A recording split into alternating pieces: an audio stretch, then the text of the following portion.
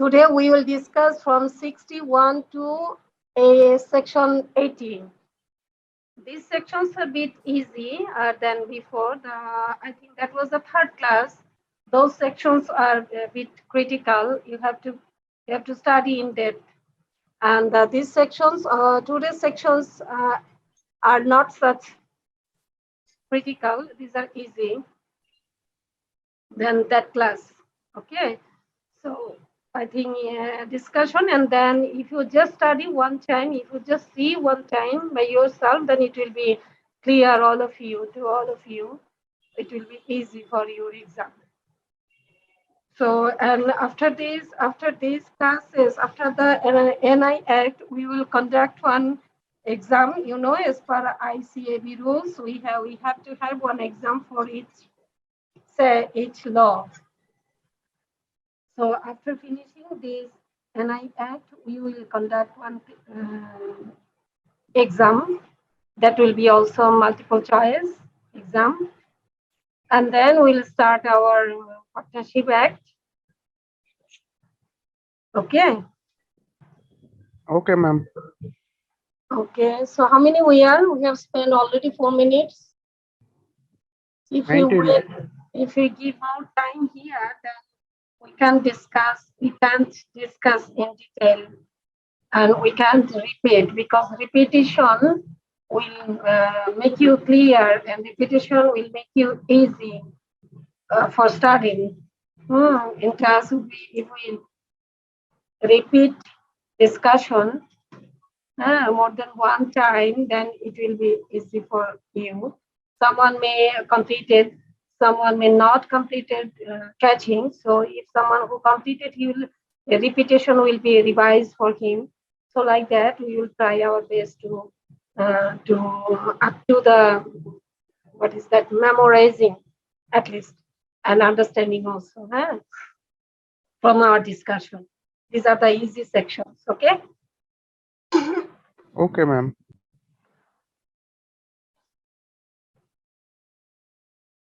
Okay, we should start now. What do you say, Captain? We should start our basic discussion. Ma'am, only 21. Only 21. Yes, ma'am. Okay.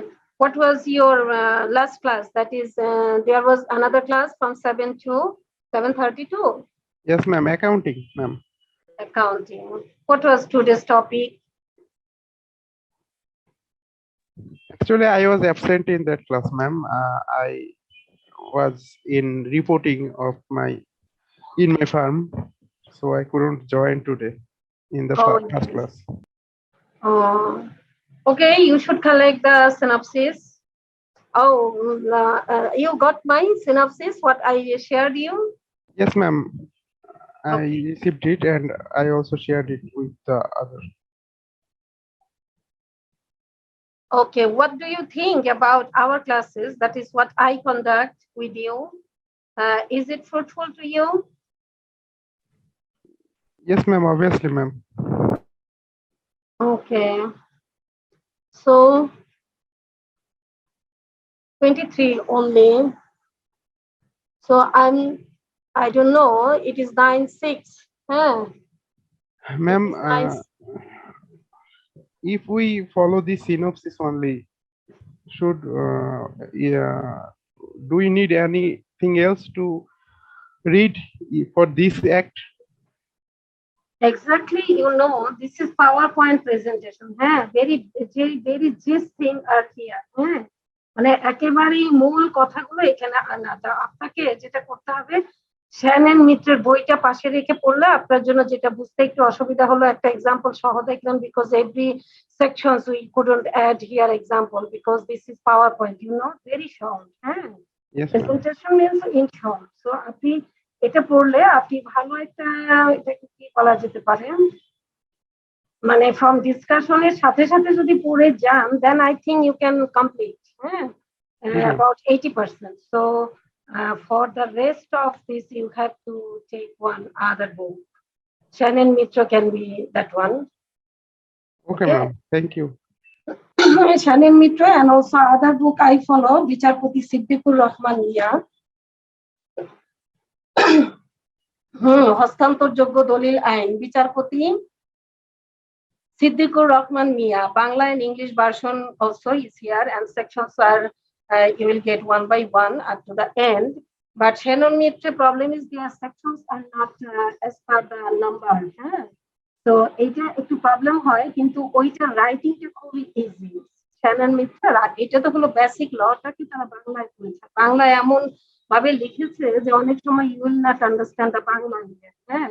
মানে এই জন্য আপনাকে দুই একটা বই সাথে রাখা বেটার. শ্যানন মিত্র হচ্ছে আপনার খুব ইজি, ইংলিশ রাইটারটা খুবই ইজি. আর একদম সেকশন বাই সেকশন যদি আপনি প্রত্যেকটা সেকশন আপনি ইজিলি পেতে চান, then you should follow other one book of our country like বিচারপতি Siddiqur Rahman Mia for NI Act. Okay, and একেবারে বেয়ার অ্যাক্ট যেটা আছে সেটাও আপনি দেখতে পারেন, অথবা আপনি বেয়ার অ্যাক্ট পার্টনারশিপ যেটা আমরা পড়াবো সেটার জন্য বেয়ার অ্যাক্টটা দেখতে পারেন, এরকম হতে পারে. শ্যানন মিত্রটার সুবিধা হলো যে আপনি ল্যাঙ্গুয়েজটা খুবই ইজি, এটা আন্ডারস্ট্যান্ডেবল, কিন্তু ওখানে আপনি খুব ইজি আপনার এখনই সেকশন 80 পাওয়া দরকার. ওখানে সেকশন গুলা ওয়ান বাই ওয়ান দেওয়া নেই, এই জন্য আমার কাছে কিছুটা প্রবলেমেটিক মনে হয়. বাট ওইটা ল্যাঙ্গুয়েজটা আবার খুবই ইজি টু মি. সো এটা একটা. আরেকটা হলো আপনি যখন খুব ইজিলি সেকশন পেতে চান তাহলে আপনাকে একটা বাংলা আমাদের দেশের একটা বই রাখতে পারেন, বেয়ার একটা রাখতে পারেন, অথবা বেয়ার একটার পাশে যদি আপনি বাংলাটা চান তাহলে আপনি বিচারপতি সিদ্দিকুর রহমান মিয়া আছে, you can get this one also. Okay, তো আপনি ফার্স্ট যে সাপোজ যেই সেকশন যেই জিনিসটা যেই সেকশনটা আপনাদের সামনে আছে এখন, এই সেকশনের জন্য you need not anything. I think suppose section 18 interest হয় নো রেট স্পেসিফাইড. যখন আপনার ইন্টারেস্টের রেটটা স্পেসিফাইড করা থাকবে না তখন আইন কি বলে, তখন কোন রেটে পেমেন্টটা হবে. সো দিস ইজ দেয়ার হয় no rate specified in the instrument, তখন পেয়াবল হবে 6%. আর 6% হলো ভেরি কমন একটা thing. I am taking 1 minute. Okay okay ma'am. Okay, sorry for the interruption. তো এখন যেটা হচ্ছে, যেমন যে সেকশনটা আমাদের সামনে এখন আছে সেকশন 80 ইন্টারেস্ট হয় নো রেট স্পেসিফাইড, অর্থাৎ যখন ইন্টারেস্টের রেটটা ইনস্ট্রুমেন্টের ফেসে লেখা থাকবে না তখন কি হবে, মানে কোন রেটে পেমেন্ট হবে. So 6% is a common interest rate. You know this on partnership অ্যাক্টেও আমরা যখন পড়বো তখন দেখবো যে পার্টনাররা যদি বিয়ন্ড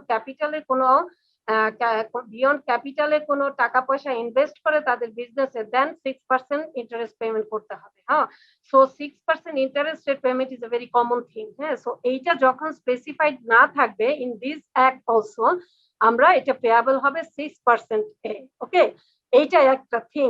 এরপরে ডেট কখন থেকে হবে, the date on which the money suppose to have been paid till the date of realisation. Okay, মানে রিয়ালাইজেশনের ডেট পর্যন্ত আপনাকে 6% ইন্টারেস্ট রেট দিতে হবে. কখন, যখন ইন্টারেস্ট রেটটা স্পেসিফাইড থাকবে না on the face of the instrument.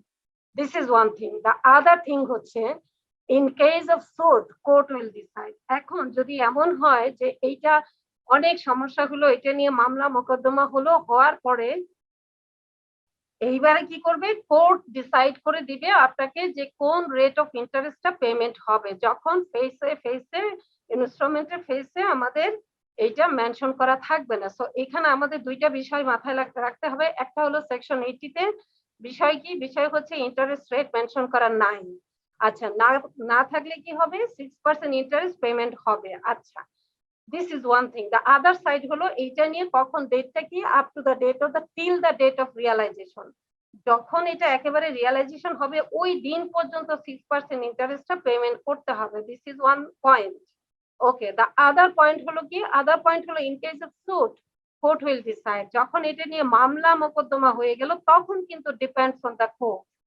Court decide করবে যে কোন রেট অফ ইন্টারেস্টটা পেমেন্ট হবে. তো আমাদের দুইটা বিষয় এখানে. এখন কথা হচ্ছে এইটার ক্ষেত্রে যদি আমাদের মাল্টিপল চয়েস একটা কোশ্চেন আসে, যদি একটা ছোট্ট সিনারিও দেওয়া থাকে যে একজন এ বিয়ের কাছ থেকে একটা এরকম ইনস্ট্রুমেন্ট ছিল যেটা নিয়ে মামলা হয়েছে, এখন মামলাতে মামলা কমপ্লিট হইতে আমাদের 3 বছর লাগলো। তো 3 বছর এই যে এতটা দিন গেল, তো এখানে রেট অফ ইন্টারেস্ট পেমেন্টটা কি হবে?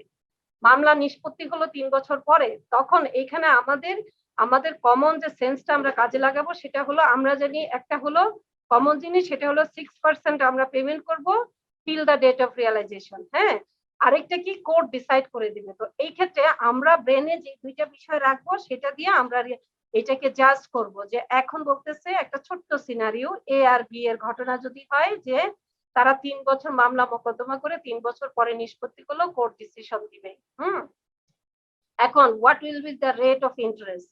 এখানে আমাদের কি হবে, যেহেতু ফেসে ইন্টারেস্ট রেটটা মেনশন করা ছিল না, তাহলে আমরা বলবো so court will decide this one. Okay, আর যদি কোর্ট বলে দেয় as usual market rate, so as usual means এখানে 6%। ঠিক আছে, তাহলে আমরা এই সেকশনটার ক্ষেত্রে we need not any support from any book because all things are here. আমরা জাস্ট আমাদের ব্রেনে এটাকে মানে ইউটিলাইজ করব। ঠিক আছে? Yes ma'am. ওকে, সো এই ধরনের কিছু বিষয় থাকবে, যেমন আপনি আরো কিছু কিছু সেকশন পাবেন যেটা দেখলে বোঝা যাবে যে এখানে আমাদের আর কোনো সাপোর্ট লাগবে না, কোনো বুক দরকার নেই, কিন্তু আমরা এটাকে মনে রাখবো এমন ভাবে যেটা দিয়ে কোনো একটা এক্সাম্পল, একটা সিনারিও আমাদের সামনে দিলে আমাদের শর্ট করে যাতে ব্রেনে আমরা খুঁজে পাই যে আমরা এটা কোথায় দেখেছিলাম, কি কি পয়েন্ট ছিল। এই সেকশনে অনলি 3টা পয়েন্ট। একটা হলো আমাদের রেট অফ ইন্টারেস্ট স্পেসিফাইড না, কোথায়? On the face of the instrument. আচ্ছা, এখন যেহেতু নাই তাহলে কি হবে, একটা অ্যাজ ইউজুয়াল রেট হলো, কমন একটা রেট হলো 6%। এই রেটে পেমেন্ট হবে till the date of realisation. ঠিক আছে, এটা আরেকটা পয়েন্ট। এরপরে লাস্ট একটা পয়েন্ট কি, সেটা হলো মামলা মোকদ্দমা হয়ে গেল, সেই ক্ষেত্রে কি হবে, কোর্ট ডিসিশন দেবে, দ্যাটস অল। ঠিক আছে, সেকশন 80 ক্ষেত্রে এই 3টা পয়েন্ট যদি আমরা মনে রাখি, যে কোনো ধরনের সিনারিও যদি তা দেয় এক্সাম হলে, অথবা ডিরেক্টলি যদি বলে যে আমরা এই সেকশন আন্ডার সেকশন 80 তে ইন্টারেস্ট রেট পেমেন্ট করা নাই, তাহলে কি রেট অফ ইন্টারেস্ট পেমেন্ট হবে? So 6% and till the date of realization, that's all. আচ্ছা, ঠিক আছে। এরপরে যদি এরকম কোশ্চেন হয় যে 6% এটা নিয়ে মামলা হয়ে গেল, then what will be, court will decide under section 80। ঠিক আছে, আমি কি বুঝাইতে পেরেছি? জি ম্যাম, ক্লিয়ার ম্যাম এটা। Okay, so we can start because 9:16 already. We have spent our 16 minutes already. How many we are? 37. Okay, 37, whatever the number, because already 9:16. We should start now, right? Yes ma'am. Yes ma'am. Okay.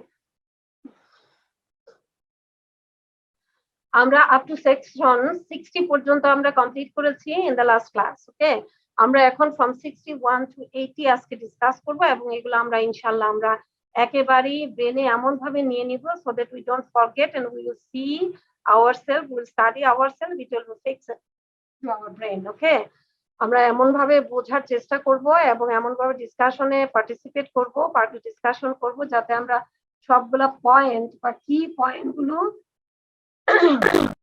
যাতে আমাদের ব্রেনে চলে আসে, এবং আমরা আজকে রাতেই, or if we can study today you must study tomorrow. হ্যাঁ, আজকে না হলে আগামীকাল at least 1 hour টাইম এটার পিছনে দিবেন, দেন এটা দেখবেন যে আপনার ব্রেনে এটা ফিক্স হয়ে গেছে। ওকে, so we start Bismillahir Rahmanir Rahim, basic discussion of our today's class from 61 section, presentment for acceptance. This is the chapter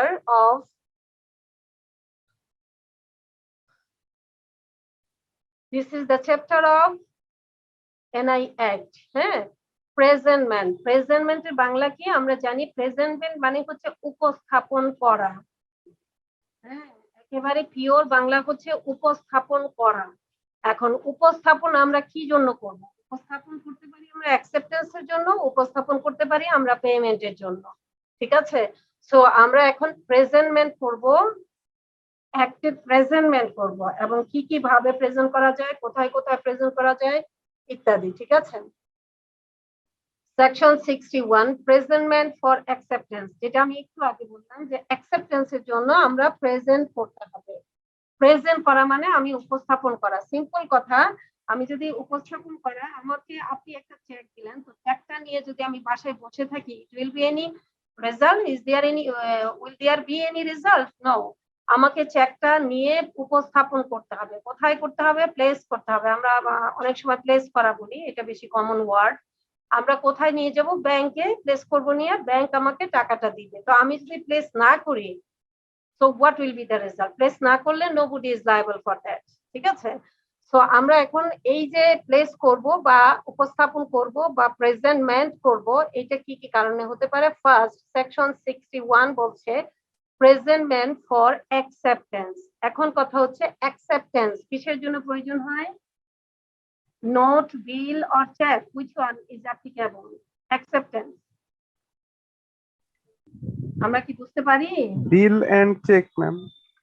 ওকে, আমরা ফার্স্ট আসি। বিলের জন্য অ্যাকসেপ্টেন্সটা ওইভাবে, আপনার চেকের জন্য অ্যাকসেপ্টেন্সটা ওইভাবে দরকার নেই। কারণ হচ্ছে আমরা যদি সরাসরি ব্যাংকে নিয়ে যাই, হ্যাঁ, তখন ওরা টাকাটা চেকটাকে আপনার বিভিন্ন ডিফারেন্ট অ্যাঙ্গেল, তাদের কিছু ফিক্স আছে, তারা এগুলো চেক করবে, চেক করে অ্যাভেলেবল অ্যামাউন্ট যদি অ্যাকাউন্টে থাকে টাকাটা সাথে সাথে দিয়ে দিবে। সো ম্যাম ওরা তো অ্যাকসেপ্টেন্স না, আসলে ওরা তো দিতে লায়াবল একেবারে। হ্যাঁ, ব্যাংক। কি বলছেন প্লিজ? ম্যাম বলছি ব্যাংক তো দিতে লায়াবল একেবারে, অ্যাকসেপ্টেন্স তো এখানে। হ্যাঁ হ্যাঁ হ্যাঁ, সো ব্যাংকের জন্য এটা, আপনার চেকের জন্য এই সেকশনটা ইজ নট অ্যাপ্লিকেবল। আপনি দেখেন যে রেড কালার করা আছে বিল, সুতরাং this is for bill only. Bill only. আচ্ছা, সো আমরা একটু পড়ে দেখি সেকশন কি বলে। Where a bill is required to be accepted, মানে যেখানে বিলটা প্রয়োজন হলো অ্যাকসেপ্টেড করানোর প্রয়োজন, but the holder does not present it for acceptance within due time. Holder section, কত section? Holder 8 ma'am. 8, section 8 is holder, যে হোল্ড করতে, পজিশনটা হোল্ড করছে, সে কি করলো? এটা প্রেজেন্ট করলো না অ্যাকসেপ্টেন্সের জন্য উইদিন ডিউ টাইমে। No party to the bill is liable for making such default. এই যে একটা ডিফল্ট করলো, এটার জন্য কেউ লায়াবল না, থাকবে না। ওকে, দ্যাটস, এই সেকশনে তেমন কোনো কিছু নাই, শুধু মনে রাখলেই হবে হোল্ডার প্রেজেন্ট করলো না, বিলটা অবশ্যই, যে বিলটা অ্যাকসেপ্টেন্সের জন্য উপস্থাপন করতে হবে, অ্যাকসেপ্টেন্স করাতে হবে, কিন্তু হোল্ডার এটাকে প্রেজেন্ট করলো না অ্যাকসেপ্টেন্সের জন্য, কখন? উইদিন ডিউ টাইমে। ডিউ টাইমে এটা অ্যাকসেপ্টেন্সের জন্য প্রেজেন্ট করলো না, তাহলে কি হবে? রেজাল্টটা কি? No party to the bill is liable. রেজাল্টটা হলো এই বিলের জন্য কেউ লায়াবল থাকবে না। Okay, for making such default. এটা তো ওয়ান কাইন্ড অফ ডিফল্ট। আপনাকে আমি বিল দিলাম, আপনি এটা নিয়ে যাবেন, আপনি তো পেই, আপনি ড্রয়ের কাছে যাবেন, এটা অ্যাকসেপ্টেন্স করাবেন, অ্যাকসেপ্টেন্স করানোর পরে তো পেমেন্টের ইস্যুটা আসবে। সো এখন অ্যাকসেপ্টেন্সই করালেন না, আপনি তো নিয়েই গেলেন না, তো এটা কেউ লায়াবল থাকবে না এর জন্য। দ্যাটস অল, ঠিক আছে? সো এখন আমরা সেকশন 62 দেখব, প্রেজেন্টমেন্ট অফ নোট ফর সাইট। আমাদের সেকশন 61 ছিল ফর দ্য বিল অনলি। কিসের জন্য? 61 প্রেজেন্টমেন্ট ফর অ্যাকসেপ্টেন্স। আমরা জানি bill is required to be accepted, আমরা জানি। So section 61 deals with bill of acceptance, okay?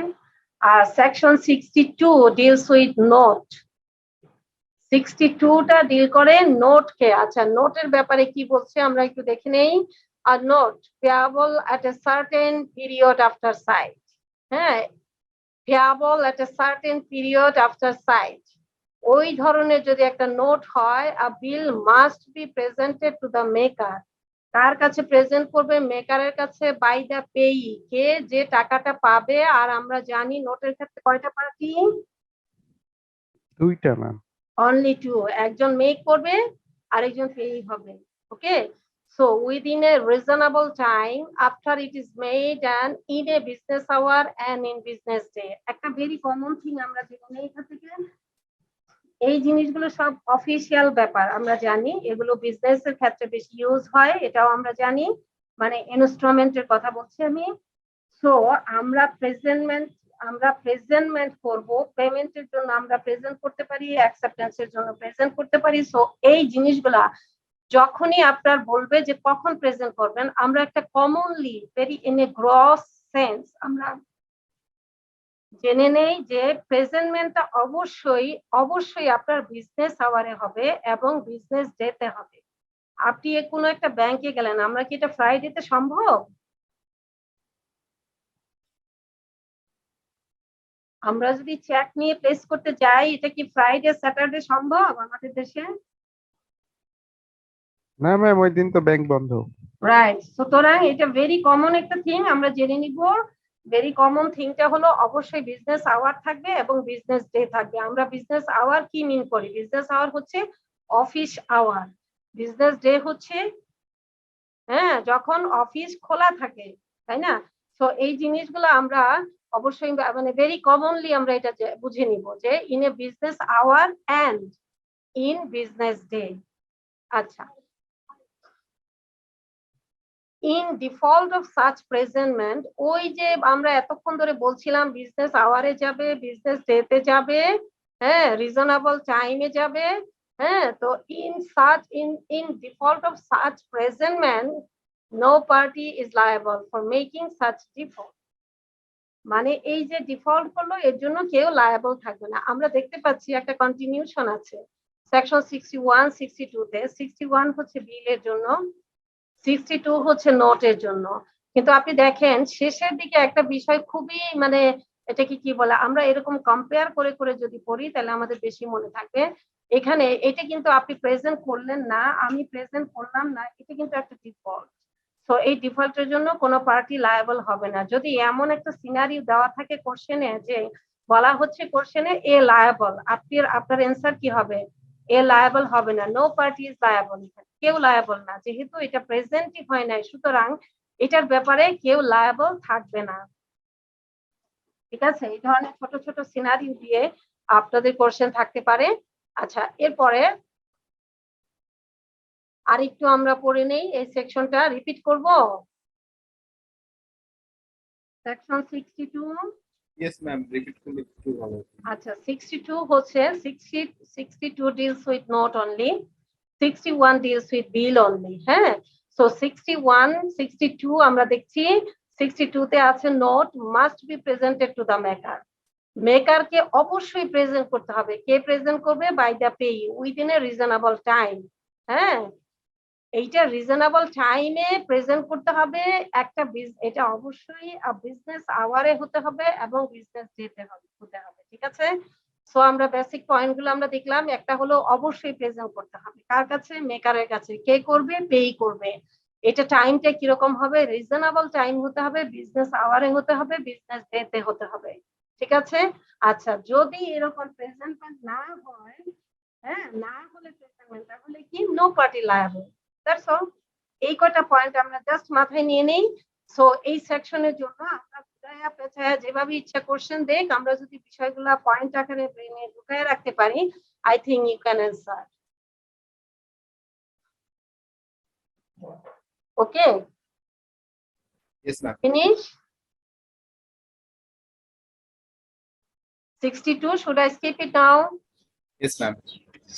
Okay. Now 63.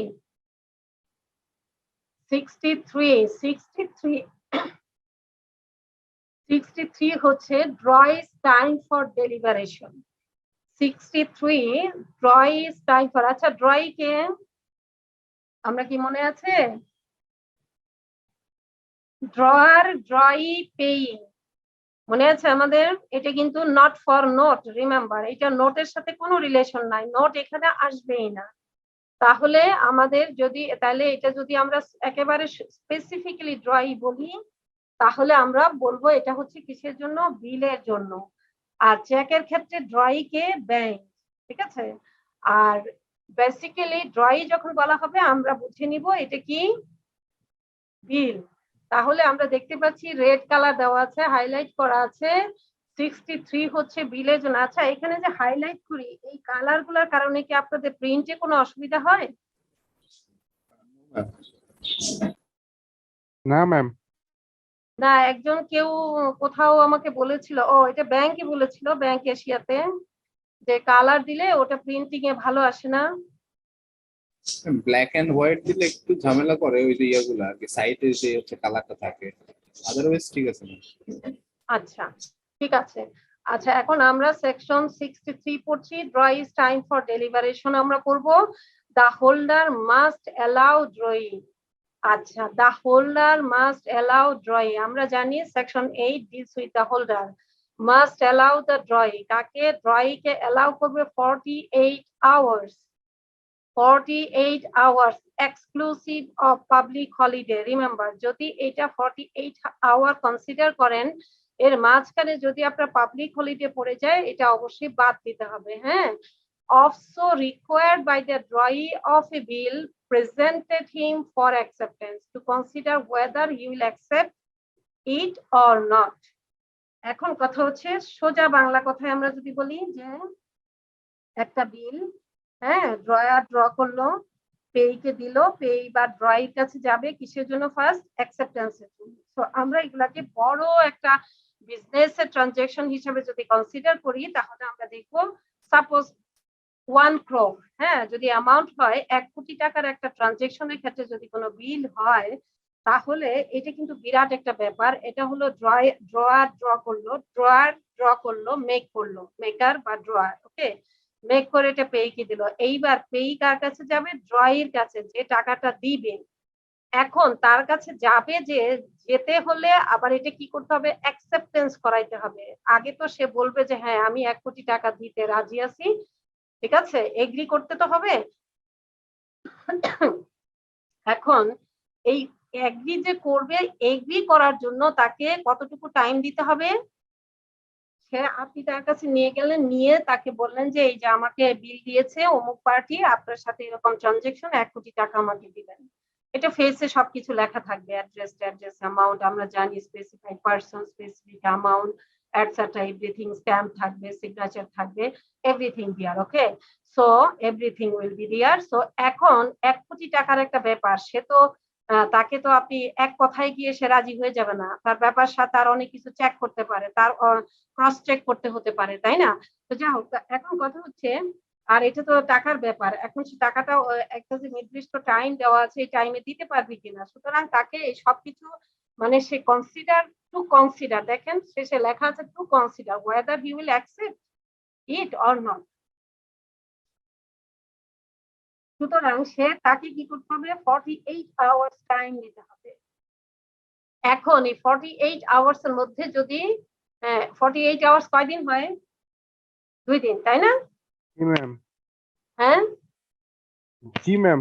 হ্যাঁ, তো 2 দিনের মধ্যে যদি এমন হয় বৃহস্পতিবার থেকে 48 আওয়ার স্টার্ট হলো, তাহলে কোন দিন হবে এটার কমপ্লিশন বলেন তো? রবিবারে শেষ হবে ম্যাম। হ্যাঁ হ্যাঁ, রবিবারে শেষ হবে। সুতরাং আমরা এই বিষয়গুলো একটু মাথায় রাখবো। দেখেন খুব সংক্ষেপে দেওয়া আছে, আপনি বইতে অনেক ডিটেল পাবেন, কিন্তু আমরা খুব সংক্ষেপে নিয়ে আমরা চেষ্টা করব সর্বোচ্চ মানে মানে ইন শর্টে, মানে all the points, important point, যাতে we can preserve to our brain. হ্যাঁ, আমরা সবগুলো পয়েন্ট যাতে আমাদের ব্রেনে নিতে পারি। আচ্ছা, এক্সক্লুসিভ অফ পাবলিক হলিডে, যদি বৃহস্পতিবার থেকে ডেটটা শুরু হয়, বৃহস্পতিবারে যদি আপনাকে প্রেজেন্ট করা হলো বৃহস্পতিবার অ্যাকসেপ্টেন্সের জন্য, তাহলে সে টাইম পাবে আলটিমেটলি 4 ডেজ। রিমেম্বার, শুক্রবার শনিবার কি উইকেন্ড, সো সে শুক্র শনিবার এমনি পাবে। দেন আপনার রবিবার end of the business hour সে সিদ্ধান্ত দিতে পারে, ঠিক আছে, অ্যাকসেপ্ট করবে কি করবে না, ঠিক আছে। সো আমরা I think this is the matter. So এইখানে 63 ডিলস উইথ দ্য বিল কিসের জন্য? Time of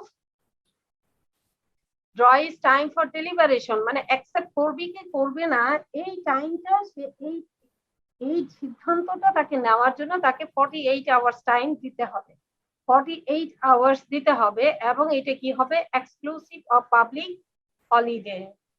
so this are ma'am. The things. So clear? Ma'am একটা কথা ছিল। বলেন। ম্যাম ওই যে বৃহস্পতিবারের অফিস আওয়ারে যে কোনো সময়ই আসুক, ওই পুরো দিনটা কাউন্ট হবে? হ্যাঁ হ্যাঁ, যে কোনো সময়, কারণ ওইটা অফিস আওয়ারে আপনার 8 ঘন্টা অফিস আওয়ার না, 8 ঘন্টা না ধরেন এখনকার অবস্থাতেই যদি ধরেন আপনি, আপনাকে অফিস আওয়ারের মধ্যে দিলে বুঝতে হবে মাঝে মধ্যে 48 সাউন্ডটা আওয়ার্স। লো হচ্ছে। somebody is speaking beside. Ma'am আপনার সাউন্ডটা লো হয়ে যাচ্ছে মাঝে মাঝে, এটা বলছে। ও আচ্ছা, সাউন্ড লো। এখন কি ঠিক আছে? Yes ma'am. আচ্ছা, তো এখন হচ্ছে যে 48 আওয়ার্স, এখানে 48 আওয়ার্স মিন করেছে এখানে আপনার বিজনেস আওয়ারে দিলে আপনাকে ধরা হবে এটা কমপ্লিট আপনার ডে, ঠিক আছে? জি ম্যাম, বুঝতে পেরেছি। হ্যাঁ, so that's thing here. So 63 আমরা কমপ্লিট করলাম রাইট নাও। এখন 64। এখন হচ্ছে আমরা এতক্ষণ ধরে কি দেখলাম? আমরা দেখেছিলাম ফার্স্ট হচ্ছে অ্যাকসেপ্টেন্সের জন্য বিলের, ঠিক আছে, প্রেজেন্ট করব। আবার দেখেন 62 ডিল করেছে নোটকে, এখন আবার 63 বলতেছে এই যে আমরা যে 61 এ প্রেজেন্ট করলাম এটার জন্য 48 আওয়ার্স টাইম দিব এবং এটা এক্সক্লুসিভ বা পাবলিক হলিডে, ঠিক আছে? এখন আমরা এতক্ষণ আমরা অ্যাকসেপ্টেন্স করলাম, অ্যাকসেপ্টেন্স করানোর জন্য টাইম কতটুকু লাগবে সেটা দেখলাম। এখন আমরা প্রেজেন্টমেন্ট ফর পেমেন্ট, আমরা বলেছিলাম প্রেজেন্টেশন, প্রেজেন্টমেন্ট বা উপস্থাপন, প্লেস করা, উপস্থাপন করা, প্রেজেন্টমেন্ট করা, এগুলো আমরা অ্যাকসেপ্টেন্সের জন্য করব এবং পেমেন্টের জন্য করব। তো এখন আমরা যেটা দেখছি প্রেজেন্টমেন্ট ফর পেমেন্ট আসছে আমাদের সামনে। প্রেজেন্টমেন্ট ফর পেমেন্ট, রিমেম্বার পেমেন্টের জন্য প্রেজেন্টমেন্ট হবে এখন। হ্যাঁ, আমরা যদি এই সেকশন গুলো এমন ভাবে মনে রাখি যে 64 থেকে কি হলো প্রেজেন্টমেন্টটা পেমেন্টের জন্য স্টার্ট হলো 64 থেকে, হ্যাঁ, আর 61 থেকে প্রেজেন্টমেন্ট ফর অ্যাকসেপ্টেন্স হয়েছিল, তারপরে 62 ছিল ডিল করেছে নোট, এরপরে 63 হচ্ছে টাইম ফর প্রেজেন্টমেন্ট অফ bill, এখন 64 all the instrument you see that it is written on the face of the presentation. You see NI, it means the all the instrument where instrument required to be presented for payment and it is not presented in proper time by the holder, the other parties to the instrument are not liable thereon to such holder. Simple কথা, যেটা আগে example হিসেবে বলেছিলাম, আপনি আমাকে check দিয়েছেন, আমি চেকটা নিয়ে ঘরে বসে আছি, সো নাথিং উইল বি, আপনি এর জন্য লায়াবল থাকবেন না।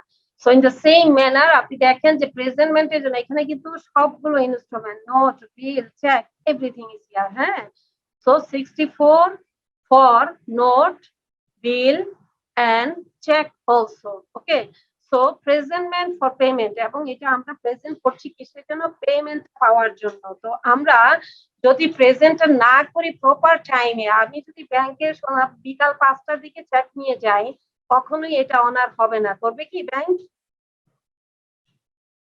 না ম্যাম, করবে না। সো প্রেজেন্টমেন্ট করতে হবে পেমেন্টের জন্য in proper time by the holder. যদি the other parties to the instrument are not liable thereon to such holder if it is not presented. পেমেন্টের জন্য প্রেজেন্ট করব, তো আমি প্রপার টাইমে, ওই যে বিজনেস আওয়ার বললাম, বিজনেস ডে বললাম, এগুলো আমাদের ব্রেনে থাকবে সব সময়। বিজনেস আওয়ার, বিজনেস ডে, এগুলো আমাদের ব্রেনে থাকতে হবে, that is in proper time, ঠিক আছে? প্রপার টাইমে যদি আমি প্রেজেন্ট না করি তাহলে কি হবে? এটার জন্য নোবডি বা no party liable to the holder, ঠিক আছে?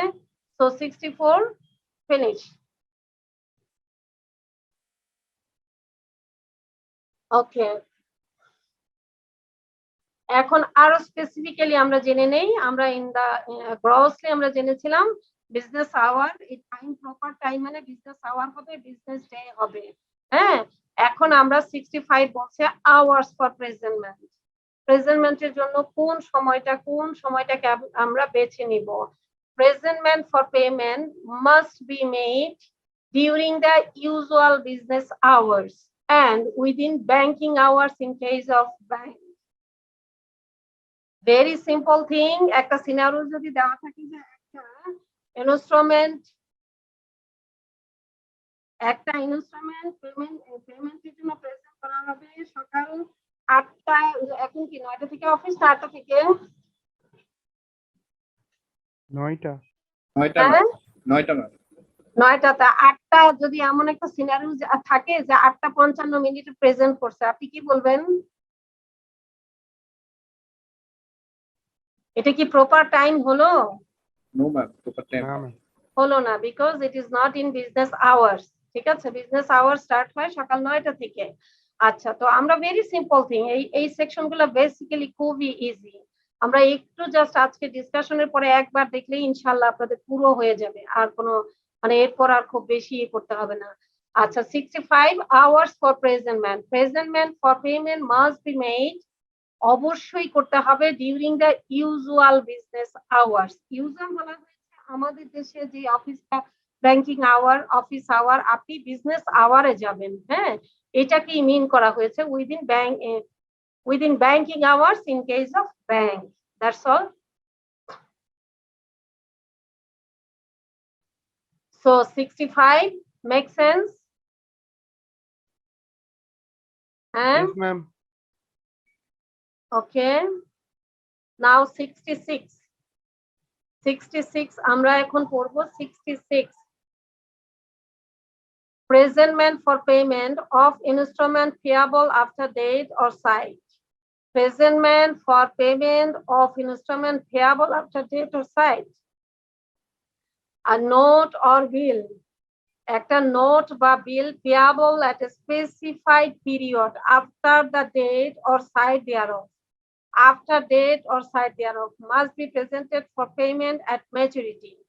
ঠিক আছে, অর্থাৎ এটা হচ্ছে ডেটটা after date or sight, after ডেটের পরে পেয়াবল যে ডেটটা থাকবে সেই ডেটের পরে এটা আপনি যখন স্পেসিফিক, মোট কথা হলো specified period after date, specified period after date or site must be presented for payment at maturity. আমরা ম্যাচুরিটিতে এটা পেমেন্ট প্রেজেন্ট করব।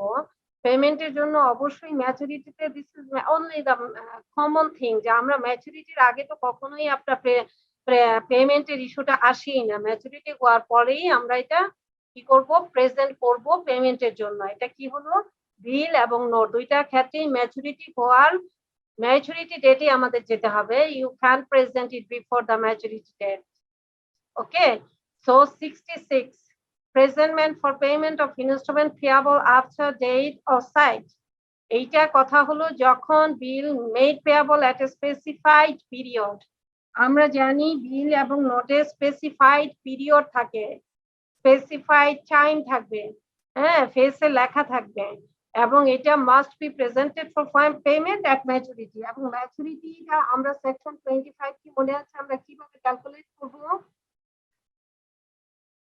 হ্যাঁ, মনে আছে? গ্রেস ডেজ মনে আছে? 3 দিন ম্যাম। হ্যাঁ, যে ডেটটা ওর গায়ে বা ফেসে যে ডেটটা মেনশন করা থাকবে, we have to include with that date another 3 days. That 3 days are called grace days or the day of grace, whatever. ওইটা ছিল সেকশন কততে? এইটা ক্যালকুলেশন আমরা পড়েছিলাম 25 এ না? হ্যাঁ, মনে আছে? খেয়াল নাই ম্যাম, দেখতে হবে আরেকবার। আমরা দেখে নিব ইনশাআল্লাহ, একটু মাঝে মাঝে দেখলে মনে থাকবে। Okay, so that's all regarding this, I think make sense. Okay, 67 আমাদের একটা লম্বা সেকশন আছে আজকের আপ টু 80 পর্যন্ত। আমাদের একটা সেকশন আছে খুবই লম্বা, ওখানে টাইম দিতে হবে, সুতরাং আমরা একটু ফাস্ট আগাই। হ্যাঁ, 67, presentment for payment of note payable by installment. Simple কথা, কোন নোটের ফিগার যদি এমন হয় স্পেসিফাইড, হ্যাঁ, সুনির্দিষ্ট অ্যামাউন্ট, কিন্তু এটা অ্যামাউন্টটা বলা আছে 3টা ইনস্টলমেন্টে দেওয়া হবে এবং তাও স্পেসিফাইড ডেট মেনশন করা আছে, তাহলে কি হবে? Same thing, a note payable by installment must be presented for payment on the 3rd day after the date fixed for payment of each installment. মানে ইনস্টলমেন্টেরও তো ডেট আছে, তো ওই ডেটের সাথে আমরা কি করব, ওই যে গ্রেস ডেজটা অ্যাড করে 3rd day after the date fixed। বুঝা গেল? এখানে 3rd day কেন বলা হয়েছে? 3rd day কেন বলা হয়েছে? প্রত্যেক হ্যাঁ, হ্যালো, নোট বা বিলের যে ডেটটা থাকবে তারপর হচ্ছে গ্রেস ডেজ যে 3 দিন সেইটা। হ্যাঁ, ওই 3rd ডে বলা হয়েছে গ্রেস ডেজ এর কারণে, সিম্পল থিং। ঠিক আছে, third day after the date fixed for payment of each instalment. Remember, each instalment যদি এমন হয় যে 1 কোটি টাকার একটা নোটের মধ্যে 3টা ইনস্টলমেন্টের বা 4টা ইনস্টলমেন্টে দেওয়া আছে এবং ইনস্টলমেন্টের ডেট গুলো ফিক্স করা আছে, তাহলে কি হবে, যে ডেটটা ওখানে মেনশন করা আছে তার third day after the date fixed, okay, that is grace days. আমরা গ্রেস ডেজ ক্যালকুলেশন করেছিলাম। সেক্ষেত্রে এই সেকশন গুলো আছে 20 থেকে 25 এরকম, এই জায়গাগুলো আপনারা এগুলো পাবেন। ঠিক আছে, তো আমরা জানি গ্রেস ডেজ কিভাবে ক্যালকুলেশন করতে হয়, এবং এইটা non payment on such presentment must the same effect as non payment of a note of maturity. মানে ম্যাচুরিটিতে পরের যে লাইনটা আছে, পরের যে প্যারাটা আছে, এখানে যেটা বলা হয়েছে সেটা হচ্ছে ম্যাচুরিটি ডেতে যখন কোনো বিল পেমেন্ট হবে না, যে ইফেক্টটা হয় সেম ইফেক্ট হবে ওই যে ইনস্টলমেন্ট গুলা যদি পেমেন্ট না করে, সেম ইফেক্ট হবে ওই ইনস্টলমেন্ট গুলার ক্ষেত্রেও। That's thing, okay. সো আমরা কি পড়লাম যে নোটের ক্ষেত্রে 67 হচ্ছে নোট পেয়াবল বাই ইনস্টলমেন্ট। এই ক্ষেত্রে আমরা প্রেজেন্টটা করব, ইনস্টলমেন্ট যে কটা ইনস্টলমেন্ট থাকবে ইনস্টলমেন্টের ডেট মেনশন করা থাকবে, থার্ড ডেটা কনসিডার করব, third day after the date fixed for payment. ঠিক আছে, বিকজ অফ গ্রেস ডেজ, ওই ডেতে আমরা প্রত্যেকটা ইনস্টলমেন্টের ওই গ্রেস ডেজ কনসিডার করে আমরা প্রেজেন্ট করব কিসের জন্য, ফর পেমেন্ট। ঠিক আছে, that's all. 67, okay, 68, presentment for payment of instrument payable at specified place and not elsewhere. ঠিক আছে, presentment for payment of instrument, presentment for payment, আমরা পেমেন্টের জন্য প্রেজেন্ট করব ইনস্ট্রুমেন্ট যেটা পেয়াবল ছিল স্পেসিফাইড প্লেসে, একটা সুনির্দিষ্ট জায়গায় প্রেজেন্ট করতে হবে, অন্য কোথাও করা যাবে না। এই ক্ষেত্রে কি হবে, সেকশন 68 বলতেছে যে ক্ষেত্রে আপনার স্পেসিফাইড প্লেস মেনশন করা আছে, অমুক জায়গায় চিটাগাঙে অমুক অফিসে অমুক ব্যাংকের অমুক ব্রাঞ্চে দিতে হবে, তাহলে আমাকে ওই জায়গাতেই যেতে হবে। কিসের জন্য, প্রেজেন্টমেন্ট ফর পেমেন্ট। আচ্ছা দেখি কি বলে,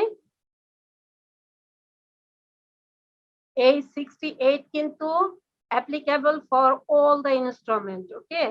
so an image drawn or accepted payable at a specified place and not elsewhere must, in order to charge any party there, to be presented for payment at that place. Simple কথা হচ্ছে এই প্লেসটা ওই ইনস্ট্রুমেন্টের গায়ে লেখা আছে, প্লেসে লেখা আছে, we have to place it there, we have to present it there, that's all. ঠিক আছে, অন্য কোথাও প্রেজেন্ট করলে হবে না, অন্য কোথাও প্রেজেন্ট করা যাবে না। ওখানে খুবই একেবারে ডেফিনেট করে প্লেস বলা আছে, অমুক বিজনেস আওয়ারে তো অবশ্যই যাব, আমরা জানি, ভেরি কমন থিং। এরপরে প্লেসটা মেনশন করা আছে, অফিসের অ্যাড্রেস দেওয়া আছে, আমরা ওই অফিসেই যাব, দ্যাটস অল। সেকশন 68 বলে এটা। ঠিক আছে, ফিনিশ, মেক সেন্স? এখানে তো হচ্ছে লোকেশনটা হচ্ছে ইয়ে করতেছে, তাই না? হ্যাঁ হ্যাঁ, লোকেশন মানে প্লেস অফ প্রেজেন্টমেন্ট, স্পেসিফাইড প্লেস মানে ফেসে, ইনস্ট্রুমেন্টের ফেসে বলা আছে আপনি কোন জায়গায় এটা প্রেজেন্ট করবেন ফর পেমেন্ট, তাহলে আমাকে ওই জায়গাটা, ওই অ্যাড্রেসটাতেই আমাকে যেতে হবে, ওই স্পেসিফাইড অফিসেই আমাকে যেতে হবে। অবশ্যই আমরা বিজনেস আওয়ারে যাব, স্পেসিফাইড প্লেস মানে এই না আমি রাত 12টায় নিয়ে যাব নোট, হ্যাঁ, অফিস আওয়ারের বাইরে সন্ধ্যা 6টায় গেলেও হবে না, আপনাকে অফিস আওয়ারের মধ্যে যেতে হবে। এখন ম্যাম পেই আর ড্রই যদি একমত হয় যে বাইরে কোনো জায়গায় থেকে নিবে তাহলে? হ্যাঁ হ্যাঁ, ম্যাম পেই আর ড্রই যদি কথা বলে নেয় নিজেদের মধ্যে যে না এখানে দ্যাট না ইজ আমি ডিফারেন্ট থিং, এখানে, সেটা তো ম্যাটার অফ আন্ডারস্ট্যান্ডিং, সেটা তো লতে আসবে না। ওকে ম্যাম ঠিক আছে। সেটা তো সে পেই যদি বলে দেয়, পেই আর ড্রই, ড্রই যদি বলে দেয় যে পেই যদি বলে ভাই তোমার টাকাটা মাফ করে দিচ্ছি, টাকাই নিব না, তাহলে তো আরো ভালো। জি ম্যাম বুঝছি। এগুলো তো ম্যাটার অফ আন্ডারস্ট্যান্ডিং বা নেগোসিয়েশন, হ্যাঁ। ঠিক আছে, সো 68 গেল, নাও 69 এ যাব আমরা। 69, ইনস্ট্রুমেন্ট পেয়াবল এট স্পেসিফাইড প্লেস।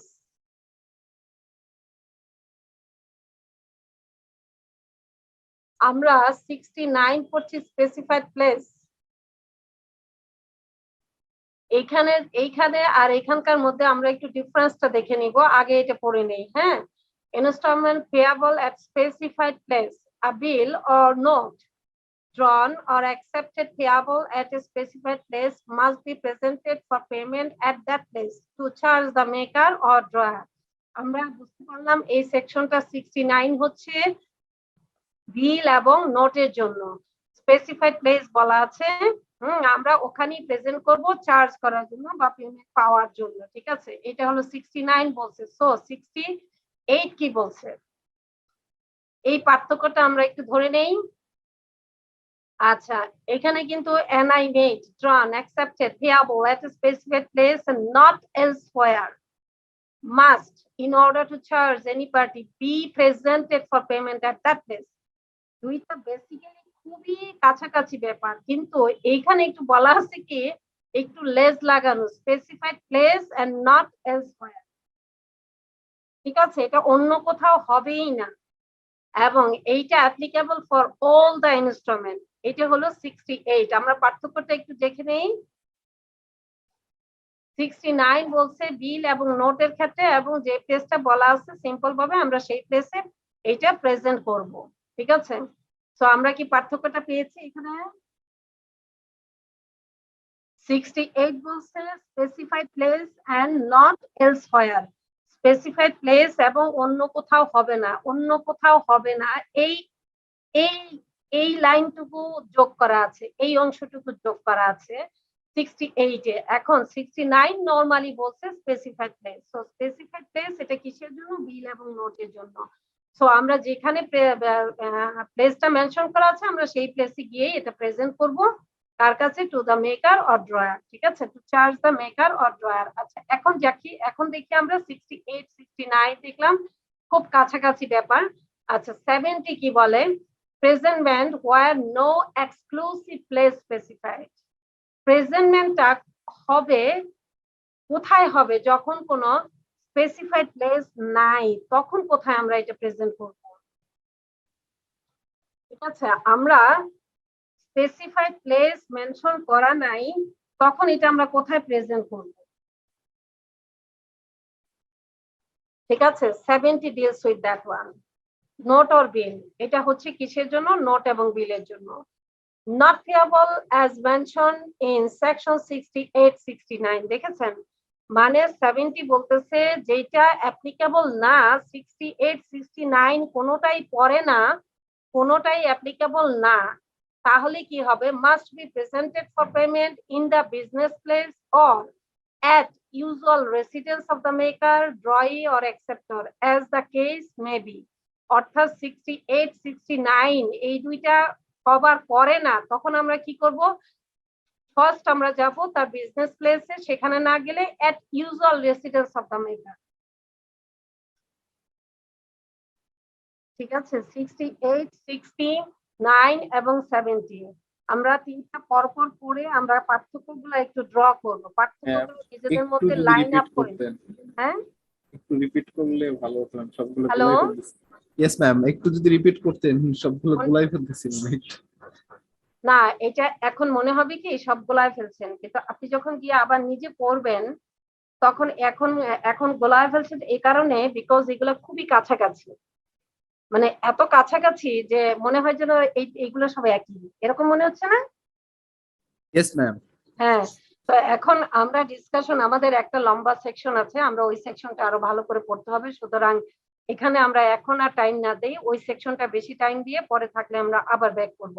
আর ম্যাটার যেটা সেটা হলো আমরা যেহেতু ফ্রেশ, মানে আপনারা যারা আছেন আমরা তো এটা আগে পড়িনি, হ্যাঁ, সুতরাং খুব কাছাকাছি মনে হবে। এই মনে করেন 19.5 20 একেবারেই, বা 19.99 20। সো এইটা, এই যে পার্থক্যটা ড্র করতে গেলে, পার্থক্যটার মধ্যে লাইন আপ করতে গেলে, তো তখন আমাকে একটু নিজে পড়তে হবে, তখন ওইটা দেখবেন মাথায় চলে আসবে। হ্যাঁ, আমরা 68 এ পড়েছি specified place and not elsewhere. Specified place এবং অন্য কোথাও হবে না, এটা হলো 68। ঠিক আছে, 69 হচ্ছে শুধুমাত্র স্পেসিফাইড প্লেস, তাহলে এখানে নট এলসওয়্যার এই কথাটুকু নাই। ঠিক আছে, তাহলে এখানে কি হলো 69 শুধুমাত্র স্পেসিফাইড প্লেস।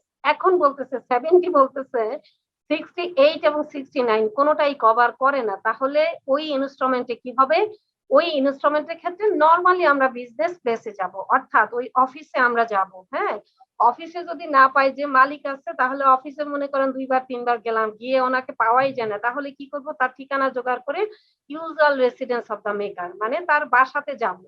মানে আমরা পর পর প্রথমে কোথায় যাব, বিজনেস প্লেসে যাব। বিজনেস প্লেসে তাহলে 3 দিন গিয়ে পাইলাম না, তাহলে আমার তো এটা টাকা তো লাগবেই, তাই না?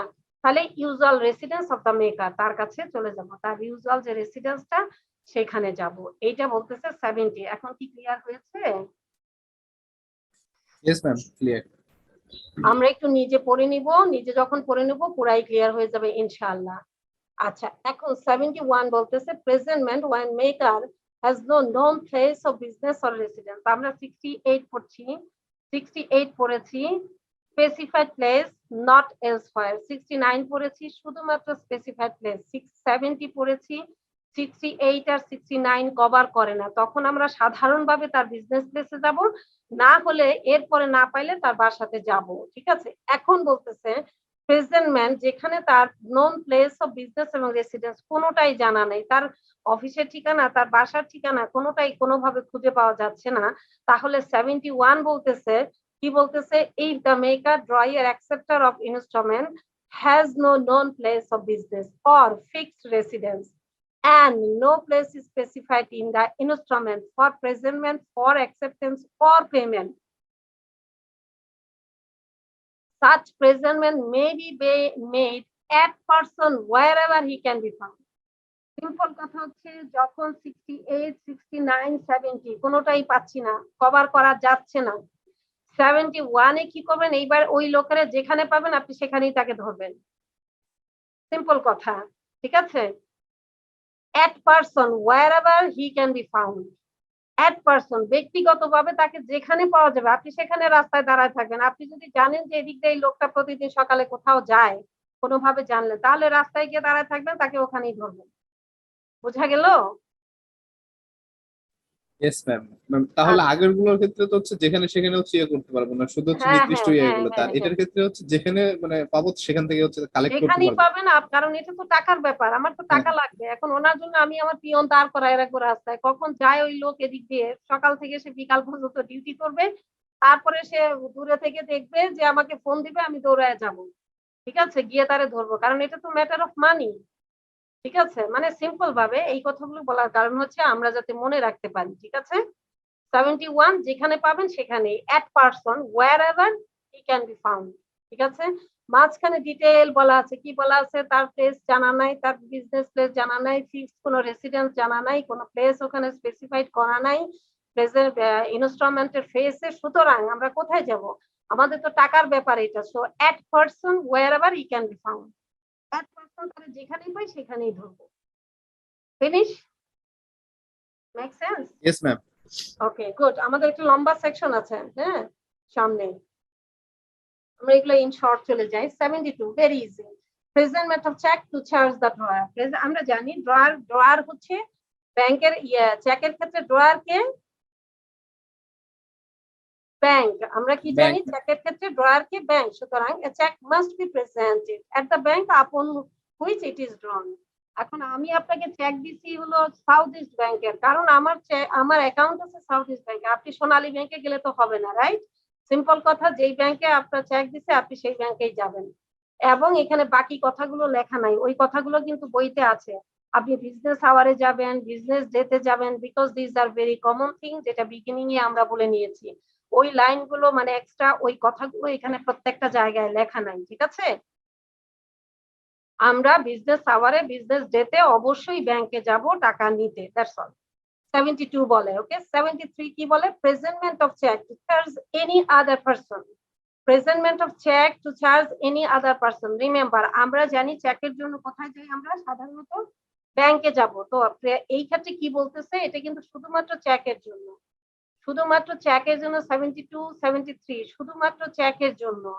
প্রেজেন্টমেন্ট of cheque to charge any other person, আমি কিন্তু ব্যাংকে না অন্য কাউকে চার্জ করতে হবে এই চেকটা নিয়ে গিয়ে, তাহলে আমি কোথায় প্রেজেন্ট করব এই বিষয়টা আমরা এখন দেখব 73 তে check must to charge any person except the drawee or bank যদি আমার ব্যাংক ব্যতীত অন্য কাউকে চার্জ করতে হয় তাহলে আমি কোথায় যাব be presented within a reasonable time after delivery by such person অর্থাৎ রিজনেবল টাইমে আপনি যার কাছে নিয়ে যেতে বলছেন চেকটা আমি তার কাছেই যাব কিন্তু রিজনেবল টাইমে যাব ঠিক আছে দ্যাটস অল ম্যাম 73 টা যদি একটু রিপিট করতেন ম্যাম সাউন্ডটা আচ্ছা আমরা তো জানি কমনলি যে আমরা জানি নরমালি আমরা ব্যাংকে যাই চেক নিয়ে রাইট এখন ব্যাংকের বাইরে আমি আপনাকে একটা চেক দিলাম আমি আপনাকে বললাম যে চেকে আপনার ব্যাংকটা অনেক দূরে আমি বললাম যে ঠিক আছে যান আমার বোনের কাছে যান উনি এই টাকাটা দিয়ে দিবেন এই চেকটা রেখে তা আপনি আমার বোনের কাছে যাবেন কিভাবে যাবেন অবশ্যই একটা ইউজুয়াল টাইমে যাবেন মানুষ রাত 2টার সময় গেলে তো দরজাই খুলবে না তাই না তো দিস আর দ্য ম্যাটার আর কিছু না মানে রিজনেবল টাইমে তার কাছে প্রেজেন্ট করবেন ঠিক আছে জি ম্যাম ওকে এটা হলো 73 বলছে এখন আমরা 74 যাই 75 আমাদের 76 টা লম্বা সেকশন আমাদের ওই সেকশনে একটু টাইম বেশি লাগবে হ্যাঁ সুতরাং 74 এ যাই 74 presentment of instrument payable on demand presentment of instrument payable on demand এইটা কিন্তু 74 বলছে এখানে আমাদের সবগুলা ইনস্ট্রুমেন্ট থাকবে ঠিক আছে সবগুলা ইনস্ট্রুমেন্ট থাকবে আচ্ছা ইনস্ট্রুমেন্ট পেয়াবল অন ডিমান্ড যেই ইনস্ট্রুমেন্টটা পেয়াবল অন ডিমান্ডে must be presented for payment within a reasonable time after it is received by the holder মানে এখন অন ডিমান্ডে যদি কোনো ইনস্ট্রুমেন্ট থাকে অন ডিমান্ড মানে আপনি প্লেস করলেই টাকাটা দিতে হবে অন ডিমান্ডে প্লেস করার যদি কোনো ইনস্ট্রুমেন্ট থাকে অন ডিমান্ডে এটা পেয়াবল তাহলে কি হবে presentment within a reasonable time এখন অন ডিমান্ডে পেয়াল ইট ডাজন্ট মিন দ্যাট আমি আপনার বাসায় রাত 2টার সময় যাব টাকার জন্য ইট ডাজন্ট মিন দ্যাট ঠিক আছে এটা হচ্ছে যে ইনস্ট্রুমেন্ট প্রত্যেকটা ইনস্ট্রুমেন্টের জন্য অ্যাপ্লিকেবল 74 যদি অন ডিমান্ডে পেমেন্ট হয় তাহলে এটা প্রেজেন্ট হবে অবশ্যই প্রেজেন্ট হবে ফর পেমেন্টের জন্য উইদিন এ রিজনেবল টাইম আমরা জাস্ট এই কথাটা মনে রাখবো এই সেকশনগুলো এক্স্যাক্টলি খুব ইজি এবং এগুলা হচ্ছে কিছু কমন জিনিস আছে যেটা আমরা মনে রাখবো রিজনেবল টাইম মানে হচ্ছে বিজনেস টাইম বা বিজনেস আওয়ার বিজনেস ডে এবং আমরা এক্সক্লুসিভ অফ বিজনেস ডে হবে এই যে 48 আওয়ার্স ক্যালকুলেশনের জন্য আমরা এই কমনলি গ্রসলি কিছু জিনিস আমরা মাথায় নিয়ে রাখবো হ্যাঁ ঠিক আছে তো এইটা 74 জাস্ট এই কথাটাই বলছে রিজনেবল টাইমে আমরা প্রেজেন্ট করব ঠিক আছে 75 কি বলছে presentment by or to agent এখন কথা হচ্ছে representative of deceased or assignee of insolvent এখন কথা হচ্ছে আমি প্রেজেন্ট করব কার কাছে এজেন্টের কাছে অথবা এজেন্টের মাধ্যমে মৃত ব্যক্তির ডিসিজড পারসনের রিপ্রেজেন্টেটিভের কাছে অথবা ইনসলভেন্ট পারসনের ক্ষেত্রে ইনসলভেন্টের ক্ষেত্রে কি হয় অ্যাসাইনি অফিশিয়াল অ্যাসাইনি বা রিসিভার যাকে বলে কোর্ট যাকে করে দেয় আচ্ছা ঠিক আছে presentment for acceptance or payment may be made to the duly authorized agent of the drawee maker acceptor as the case may be or where the drawee maker or acceptor has died to his legal representative to where he has been declared as insolvent to his assignee এই সেকশনটা একটু পেঁচানো কিন্তু এখানে পেঁচানো না বিষয়টা হলো এজেন্টের কাছে হলে আমরা এজেন্টের কাছে যাব আর রিপ্রেজেন্টেটিভ ডিসিজ পারসন মৃত ব্যক্তির রিপ্রেজেন্টেটিভ হলে তার কাছে যাব আর অফিশিয়াল অ্যাসাইনি বা ইনসলভেন্টের ক্ষেত্রে কি হবে তার অ্যাসাইনির কাছে যাব এইটা হলো কথা মানে তিনটা এই পয়েন্ট আছে এখানে payment by or to agent payment by or to অর্থাৎ পেমেন্ট বাই এজেন্ট অথবা পেমেন্ট টু এজেন্ট আচ্ছা payment by representative of deceased person or payment to representative of deceased person again payment by assignee of insolvent or payment to assignee of insolvent আমরা কি বুঝতে পারছি যে কি বলতে চাচ্ছি আমরা বলতে চাচ্ছি যে এজেন্টকে যদি আমি প্রেজেন্ট করতে চাই বা এজেন্ট যদি আমার কাছে প্রেজেন্ট করে মৃত ব্যক্তির রিপ্রেজেন্টেটিভ আমাকে দিতে পারে প্রেজেন্ট করতে পারে বা আমি তার কাছে প্রেজেন্ট করতে পারি বুঝা গেছে মানে ভাইস ভার্সা ঠিক আছে হ্যালো ইয়েস ম্যাম ওকে আবার ইনসলভেন্টের ক্ষেত্রে কি অ্যাসাইনি আমাকে দিতে পারে বা আমি তাকে দিতে পারি। দেখেন ফার্স্ট বলা আছে প্রেজেন্টমেন্ট বাই অর টু, এই কথাটা বলার জন্য বারবার বলা হচ্ছে। এখন দেখে নেই presentment for acceptance or payment. Presentment for acceptance or payment may be made to duly authorised. অবশ্যই এজেন্ট আপনার লিগ্যাল এজেন্ট হতে হবে। এজেন্ট কিভাবে হয় কোন অ্যাক্টে বলেন তো? কন্ট্রাক্ট অ্যাক্টে আছে, শেষের দিকে দেখবেন এজেন্ট। কন্ট্রাক্ট অ্যাক্ট কি পড়েছি আমরা? হ্যালো, পড়তেছি ম্যাম, এখন ম্যাম পড়তেছি, হ্যাঁ আমরা পড়তেছি ম্যাম। আচ্ছা, কন্ট্রাক্ট অ্যাক্ট কি সেলিম স্যার পড়ান? জি ম্যাম। আচ্ছা, তো অসুবিধা নাই, ওখানে আমরা পাবো। শেষের দিকে এজেন্ট, এজেন্ট কে নিয়োগ করতে পারে, কিভাবে করবে, দেন এজেন্টের কি রেসপন্সিবিলিটি আছে, সাব এজেন্ট নিয়োগ করা যেতে পারে, etcetera etcetera many things. So ওখানে আমরা বুঝে নিব এজেন্টটা কি। এখন কথা হচ্ছে প্রেজেন্ট করব, প্রেজেন্টমেন্ট ফর অ্যাক্সেস। যদি আমরা এজেন্টের কাছে যেতে হয়, যদি রিপ্রেজেন্টেটিভ অফ ডিসিজ পারসনের রিপ্রেজেন্টেটিভ কাছে যেতে হয়, অথবা অ্যাসাইনির কাছে যদি যেতে হয়, তখন আমরা কি করব? মোট কথা হচ্ছে payment for acceptance or payment may be made to the duly authorised, অথবা এজেন্টটা কি হবে? ডিউলি অথরাইজড হতে হবে। ঠিক আছে? In case of as the case may be or where the drawing maker acceptor has died, যদি আমার মেকার অ্যাকসেপ্টর যদি মৃত ব্যক্তি হয়, তাহলে কার কাছে যাব? তার লিগ্যাল রিপ্রেজেন্টেটিভ এর কাছে যাব। To where he has been declared as insolvent, যদি ওই ব্যক্তি ইনসলভেন্ট হয়ে যায়, তাহলে কার কাছে যাব? টু হিজ অ্যাসাইনির কাছে। সিম্পল কথা। এখানে কথা হচ্ছে, আমি আবার যদি মানে ইন এ নাটশেল যদি আমি ক্লিয়ারলি বলি, এজেন্ট হবে ডিউলি অথরাইজড, রিপ্রেজেন্টেটিভ হবে রিপ্রেজেন্টেটিভ অফ ডিসিজড পারসন বা মৃত ব্যক্তি। ঠিক আছে? যদি ওই লিগ্যাল রিপ্রেজেন্টেটিভ হতে হবে, লিগ্যাল হতে হবে কিন্তু, হ্যাঁ। আচ্ছা, আর যদি ওই লোক ইনসলভেন্ট হয়, তাহলে কার কাছে যাব? টু হিজ অ্যাসাইনির কাছে যাব। That's all regarding this 75। Okay,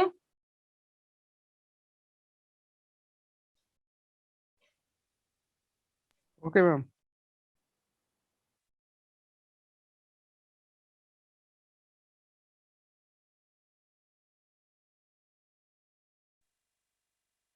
I should have some water. হ্যাঁ, I'm taking a minute.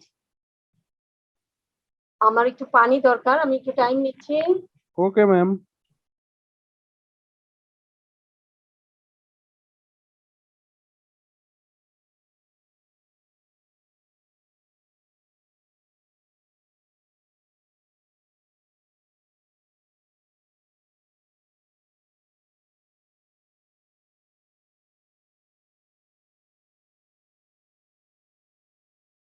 আমরা একটু স্ক্রিনটা দেখতে থাকি। 76 একটু পড়ি আমরা।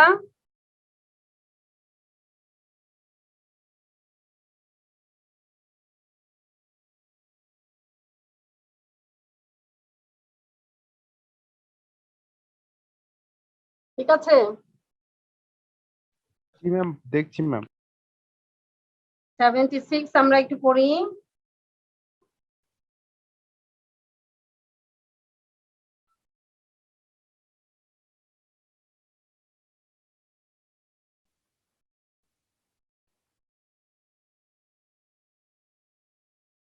আচ্ছা, দেখেছি আমরা। আচ্ছা, 76 when presentment unnecessary। এতক্ষণ আমরা দেখলাম যে প্রেজেন্টমেন্ট করলাম বিভিন্ন কারণে। কি কি কারণে? অ্যাকসেপ্টেন্সের জন্য, তারপরে পেমেন্টের জন্য, বিভিন্ন ভাবে। ঠিক আছে? যেখানে জায়গা মেনশন করা থাকবে না, প্লেস মেনশন করা থাকবে না, কখন প্রেজেন্ট করব, কিভাবে প্রেজেন্ট করব, কোনটা প্রেজেন্ট করব, কোথায় প্রেজেন্ট করব, এজেন্টের কাছে দিব, ইত্যাদি ইত্যাদি সব দেখলাম। এখন প্রেজেন্টমেন্টটা কখন আননেসেসারি, মানে প্রেজেন্টমেন্ট আমার দরকারই নাই। ঠিক আছে? প্রেজেন্টমেন্টটা আননেসেসারি হয়ে যাবে কখন? প্রেজেন্টমেন্টটা আননেসেসারি হয়ে যাবে। The presentment is unnecessary in the following cases. নিম্নলিখিত ক্ষেত্রগুলোতে প্রেজেন্টমেন্ট প্রয়োজন নাই। In each case the instrument is deemed to be dishonour. অর্থাৎ প্রত্যেকটা ক্ষেত্রেই মনে হবে যে, ধরে নিতে হবে যে এটা dishonoured already at the due date for presentment. মানে আমরা প্রেজেন্টমেন্ট করা নিম্নলিখিত এই ক্ষেত্রগুলোতে প্রেজেন্টমেন্টের কোনো ব্যাপারই আসে না, এটা এমনি বোঝা যাচ্ছে যে এটা ডিসঅনার হয়ে যাবে। ঠিক আছে, তো এখন যদি আমি দেখতেই পাচ্ছি, আমি বুঝতেই পারছি যে প্রেজেন্টমেন্ট করলে ডিসঅনার হয়ে যাবে, তা আমার আমার প্রেজেন্ট করে এটা বোঝার দরকার কি, এমনি তো বুঝে গেছি ডিসঅনার।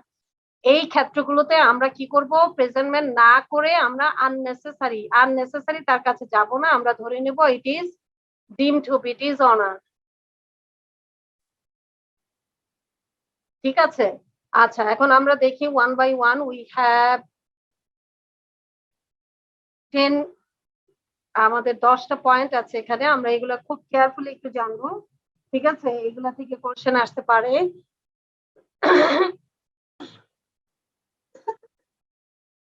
আচ্ছা, ইফ দ্য মেকার, যদি মেকার বলেন, ড্রয়ার বলেন, অ্যাকসেপ্টর বলেন, এই তিনজনের যে কেউ intentionally prevents the payment of the instalment, সে ইনটেনশনালি ইচ্ছাকৃত ভাবে হ্যাঁ প্রতিহত করছে প্রেজেন্টমেন্ট অফ দ্য ইনস্টলমেন্ট, তার মানে কি, এটা তো already dishonour.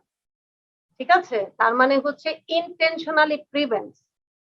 intentionally prevents the presentment of the instrument. Point number 1, if যদি maker, drawer, acceptor or acceptor এই যে কেউ যদি ইন্টেনশনালি কি করছে, প্রিভেন্ট করছে প্রেজেন্টমেন্ট অফ দ্য ইনস্ট্রুমেন্ট, যে সে আগেই বলেছিল যে ভাই প্রেজেন্ট করেন না, আমি কিন্তু টাকা দিতে পারবো না, তার মানে কি, তার মানে কি it is already dishonour, right? বোঝা গেল পয়েন্টটা? হ্যাঁ, হ্যালো, জি ম্যাম, ইয়েস বুঝছি। ম্যাম। আচ্ছা একটু রেসপন্ড করি, তাহলে তো মনে হয় কি যেন একাই কথা বলছি। একটু তাড়াতাড়ি রেসপন্ড করার চেষ্টা করি। হ্যাঁ, আচ্ছা, okay ma'am.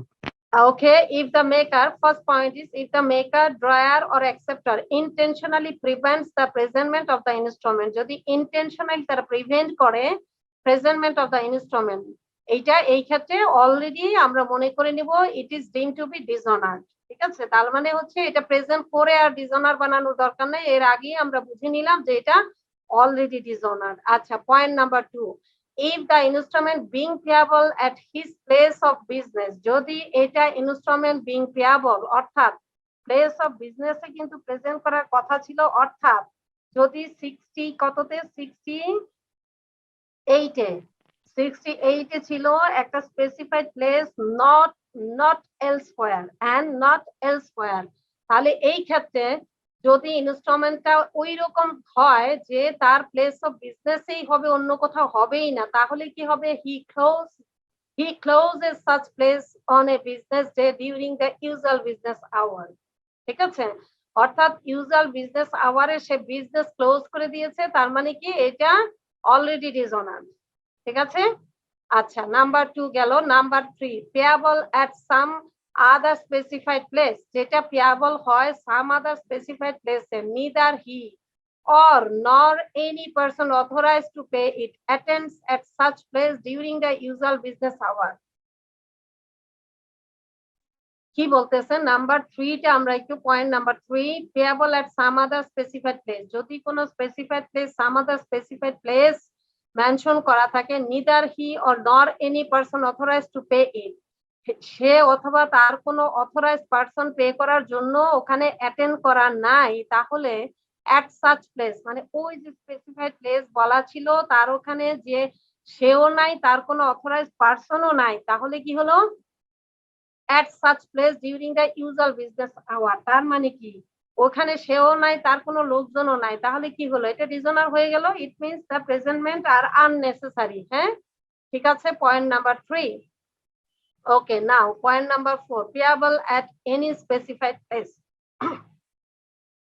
Payable at any specified place, দেখেন এগুলো কিন্তু আগের সেকশন গুলোর সাথে খুবই রিলেটিভ। হ্যাঁ, যেটা পেয়াবল at specified place-এ আছে, he cannot be found after due search, তাকে যথাযথভাবে খুঁজে কোনোভাবেই তাকে পাইলেন না, তার মানে কি আর প্রেজেন্টমেন্টের দরকার নাই, এটা already dishonour.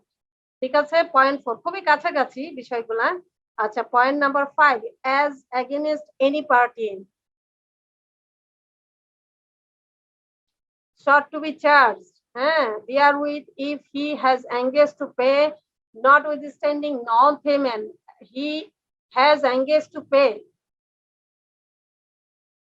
as against any party short to be charged, অর্থাৎ যেই পার্টিকে আপনি চার্জ করার কথা ছিল, মানে short to be means supposed to be এখানে, হ্যাঁ, as against any party short to be charged therewith if he has engaged to pay. Simple কথা হচ্ছে যাকে আপনার চার্জ করার কথা ছিল, আপনি প্রেজেন্টমেন্ট করার কথা ছিল, যার কাছে সে টাকার পরিমাণ বড় দেখে সে আস্তে আস্তে অলরেডি পেমেন্ট করা শুরু করে দিচ্ছে, ঠিক আছে? তাহলে আর কিন্তু এটা তো আপনার হয়ে গেল এই ক্ষেত্রে against any party short to be charged therewith if he has engaged to pay notwithstanding non payment, যেটা সে engaged হয়ে গেছে to pay notwithstanding non payment supposed to be charged করার কথা ছিল, এই ক্ষেত্রেও এটা অলরেডি মানে স্টার্ট হয়েছে, কিন্তু স্টার্ট হলে কি হবে, এটা তো পার্টলি পেমেন্ট হচ্ছে, কিন্তু এটা ধরা হবে যে ডিসঅনার, ঠিক আছে? এখানে আর প্রেজেন্টমেন্টের ইস্যুটা আসবে না। আচ্ছা, Number 6, as against any party if after maturity, remember after maturity, point number 6, as against any party if after maturity with knowledge that the installment has not been presented, he makes part payment on account on the amount due on the installment. Again, আমরা এটা একটু 5 and 6 very clear, very মানে near. As against any party, যদি কোনো পার্টির এগেইনস্টে if after ম্যাচুরিটির পরে যদি হয় with knowledge that instalment has not been presented, ইনস্টলমেন্টটা প্রেজেন্টেড করা হয় নাই, ইনস্টলমেন্টটা প্রেজেন্টেড করা হয়নি, he makes part payment, presented করা হয় নাই আফটার ম্যাচুরিটিতে, কিন্তু সে কি করলো, মেক্স পার্ট পেমেন্ট করা শুরু করলো on account on the amount due on the instalment, অর্থাৎ ওই যে অ্যামাউন্ট যে মেনশন করা ছিল ফেস অফ দ্য ইনস্টলমেন্ট, ওই ফেসে যে ভ্যালুটা লেখা আছে, অ্যামাউন্টটা লেখা আছে, তার পার্ট পেমেন্ট করেছে। সুতরাং উইদাউট প্রেজেন্টমেন্টে আপনার এটা কি হলো, সে পার্ট পেমেন্ট হলো, ঠিক আছে? সুতরাং এটাও আমরা কি করব, প্রেজেন্টমেন্ট আর এখানে আমাদের দরকার নাই। আচ্ছা, আবার মেকার বা drawee or bank promise to pay the amount due thereon in whole or part, অর্থাৎ আপনার মেকার বলেন, ড্রয়ি বলেন, ব্যাংক বলেন, আপনি যাওয়ার আগেই আপনাকে ফোন করে বলে দিল যে আপনি কিন্তু আজকে চেক, নোট, বিল এগুলো নিয়ে আইসেন না, যে কোনো একটা যদি হয়ে থাকে নিয়ে আইসেন না, তাহলে কি হবে, আমি কিন্তু এই যে কালকে সকালে টাকা দেওয়ার কথা ছিল আমি কিন্তু এই মাসে দিতে পারবো না, আগামী মাসের 1 তারিখে ইনশাল্লাহ দিয়ে দিব। ইট মিনস কি আমি এটা কি করলাম, প্রেজেন্ট করা আর দরকার নাই, আগামীকাল সকালে এটা অলরেডি ডিসঅনার, কিন্তু ডিসঅনার হয়েছে, কিন্তু এটা হলো একটা নেগোসিয়েশন হয়েছে, তারা আমাদেরকে একটা প্রমিস করেছে। তো আমরা কি পড়ছি, আমরা পড়ছি কখন প্রেজেন্টমেন্টের দরকার নাই, ঠিক আছে? আমরা কি পড়ছি, ম্যাম কখন প্রেজেন্টমেন্টের দরকার নাই বা মানে সে আবার কালকে প্রেজেন্ট করার কথা, তো সে আজকে রাতেই আমাকে ফোন দিয়েছে যে ভাই কালকে আইসেন না, এটা টাকাটা আমি কিন্তু দিতে পারবো না ভাই, আমাকে কয়টা দিন সময় লাগবে। সো এটা আমি এগ্রি করলাম, সে খুব ভালোভাবে পোলাইটলি অনার মানে উইথ অনার সে আমাকে মানে রিকোয়েস্ট করলো, সুতরাং আমি রিকোয়েস্টটা মেনে নিলাম, ইট মিনস আমার আর প্রেজেন্টমেন্টের দরকার নাই, ঠিক আছে? আচ্ছা, এখন যাই, বলেন। এখানে একটা কোশ্চেন ছিল, যদি হচ্ছে আমি মেনে নিলাম যে কোনো এখানে লিখিত কোনো ডকুমেন্ট বা কোনো কিছু ছাড়াই হচ্ছে আমি মেনে নিলাম যে উনি পরে দিবে, না না সেক্ষেত্রে না, আপনার কথাটা বোঝা যাচ্ছে না, একটু আবার বলেন। ম্যাম আমি বলতেছিলাম যে হচ্ছে উনি যেহেতু বললো যে উনি 1 উইক লেটার এই টাকাটা হচ্ছে পে করবে, সেক্ষেত্রে আমি বললাম যে আচ্ছা ভাই ঠিক আছে আপনি পরে দেন, সমস্যা নাই। এখন দেখা গেল যে পরে যে উনি হচ্ছে আবারও মানে এইটা নিয়ে ঝামেলা করতেছে, সেক্ষেত্রে আমি কি এই টাকাটা হচ্ছে ওনার কাছ থেকে নিতে পারবো? এখানে তো হচ্ছে না আমার না ইয়েও না হয়ে না, গেছে। এখানে তো পরবর্তী আরো অনেক আছে, আপনি টাকাটা নিতে পারবেন না, আপনার পরবর্তী স্টেপ আছে, আপনার এটা প্রটেস্ট করতে হবে, দেন প্রয়োজনে মামলা করতে হবে, বড় টাকার ব্যাপার হলে অবশ্যই মামলা মোকদ্দমা ইত্যাদি যাবে। আমি তো নিশ্চয়ই বারবার মেনে নিব না, আপনি আমাকে একবারের বেশি ঘুরাইলে তো এটা তো ম্যাটার অফ মানি, তাই না? আমি তো একবার বেশি ঘুরাইলে আর মানবই না। না, এখানে আমি যেটা বলতে চাচ্ছিলাম যে এখানে তো হচ্ছে ফার্দার কোনো ডকুমেন্ট নাই যে হচ্ছে আমি ওনাকে চার্জ না করতে না, পারবো। তখন আমাকে ডকুমেন্ট ক্রিয়েট করতে হবে, আমাকে প্রটেস্ট করতে হবে আন্ডার সেকশন 100। ওকে ওকে ম্যাম, ঠিক আছে, আমরা ওই সেকশন গুলো পরে পড়বো। আচ্ছা, এখানে কি হলো, কোথায় ছিলাম, নাম্বার 7, রাইট? সে কি করলো, প্রমিস করলো আমাকে যে আমি টাকাটা কালকে দিতে পারবো না, আমি আগামী মাসের 1 তারিখে দিব। আমি মেনে নিলাম, 1 তারিখে দিয়ে দিল, সো ফিনিশ, ঠিক আছে? যদি এমন হয়, কিন্তু আগামীকাল কি হলো, আমার প্রেজেন্টমেন্টটা আননেসেসারি। কি বুঝে আমরা কি পড়ছি, ল গুলা কিন্তু মাঝে মাঝে এমন হয় যে এতক্ষণ কি পড়তেছিলাম মনে হচ্ছে যেন মিল নাই। আসলে মিলটা খুঁজে বের করতে হয় কিভাবে? আমরা পড়ছি কি কখন প্রেজেন্টমেন্ট দরকার নাই। সে আমার সাথে আজকে ফোনে কথা বলছে, সুতরাং কালকে আর আমার প্রেজেন্টমেন্টের দরকার নাই। This is also one kind of dishonour. Dishonour তখনই বলবো যখন আগামী মাসের 1 তারিখে না দিবে, তখন তো আমি এবার আন্ডার সেকশন 100 এ প্রটেস্ট করব, নোটারি পাবলিকে যাব, প্রটেস্ট করব, তারপরে নোট করব, তারপরে আরো ব্যাপার আছে, এইবার ওটা নিয়ে মামলা করতে যাব, ইত্যাদি ইত্যাদি অনেক কিছু। ঠিক আছে? তো যদি 1 তারিখে দিয়ে দেয় তাহলে তো ওটা হয়েই গেল। ঠিক আছে? আমরা পড়ছি কি কখন আমাদের প্রেজেন্টমেন্টের দরকার নাই। সেকশন 76 আমরা পড়ছি প্রেজেন্টমেন্টের দরকার নাই। ঠিক আছে? জি ম্যাম।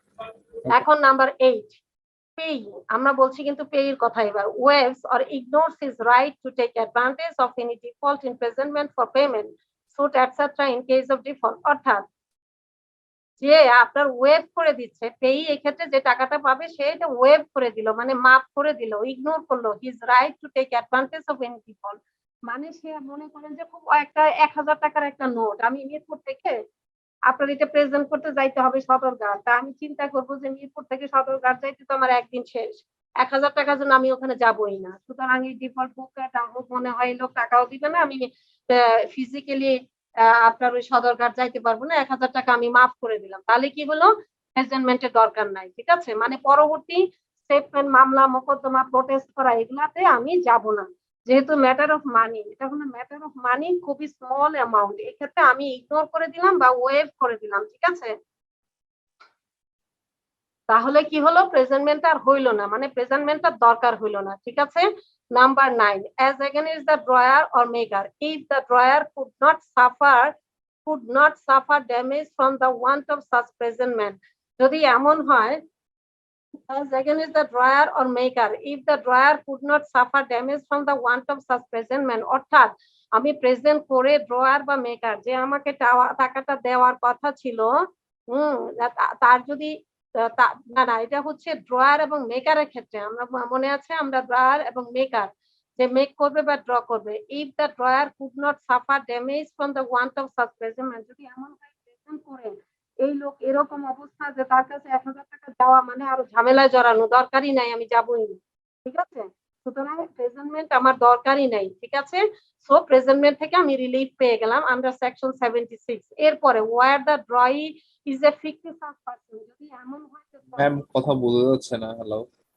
যদি ড্রয়ি যদি এমন হয় যে ফিকটিশিয়াস পারসন, ফেক লোক, তাহলে তো আমরা ওখানে যাব কেন? কারণ ওই লোকের ঠিকানা দেওয়া আছে, আগেই আমি খবর নিয়েছি, ঠিকানা অনুযায়ী তাকে পাওয়া যাবে না। তাহলে আমি এত দূর মিরপুর থেকে সদরঘাট যাব না। বোঝা গেছে? ম্যাম লাস্টের দুইটা বুঝি নাই, কথা অনেক স্লো আচ্ছা, লাস্টে আসতেছিল তো। দুইটা, লাস্টে কি 8 9 10 this no ma'am, 3 or 9 10।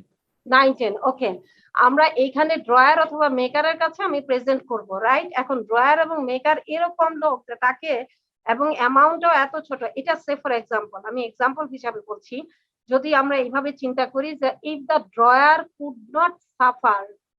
Not suffer damage from the want of such presentment, মানে ড্রয়ারকে আপনি কিছু করতে পারবেন না, আমি মেকার যে আছে তাকে কিছু করতে পারবেন না, তাহলে তার কাছে প্রেজেন্ট করে লাভ নাই, সে লোক এরকম যে সে টাকা দিবে না।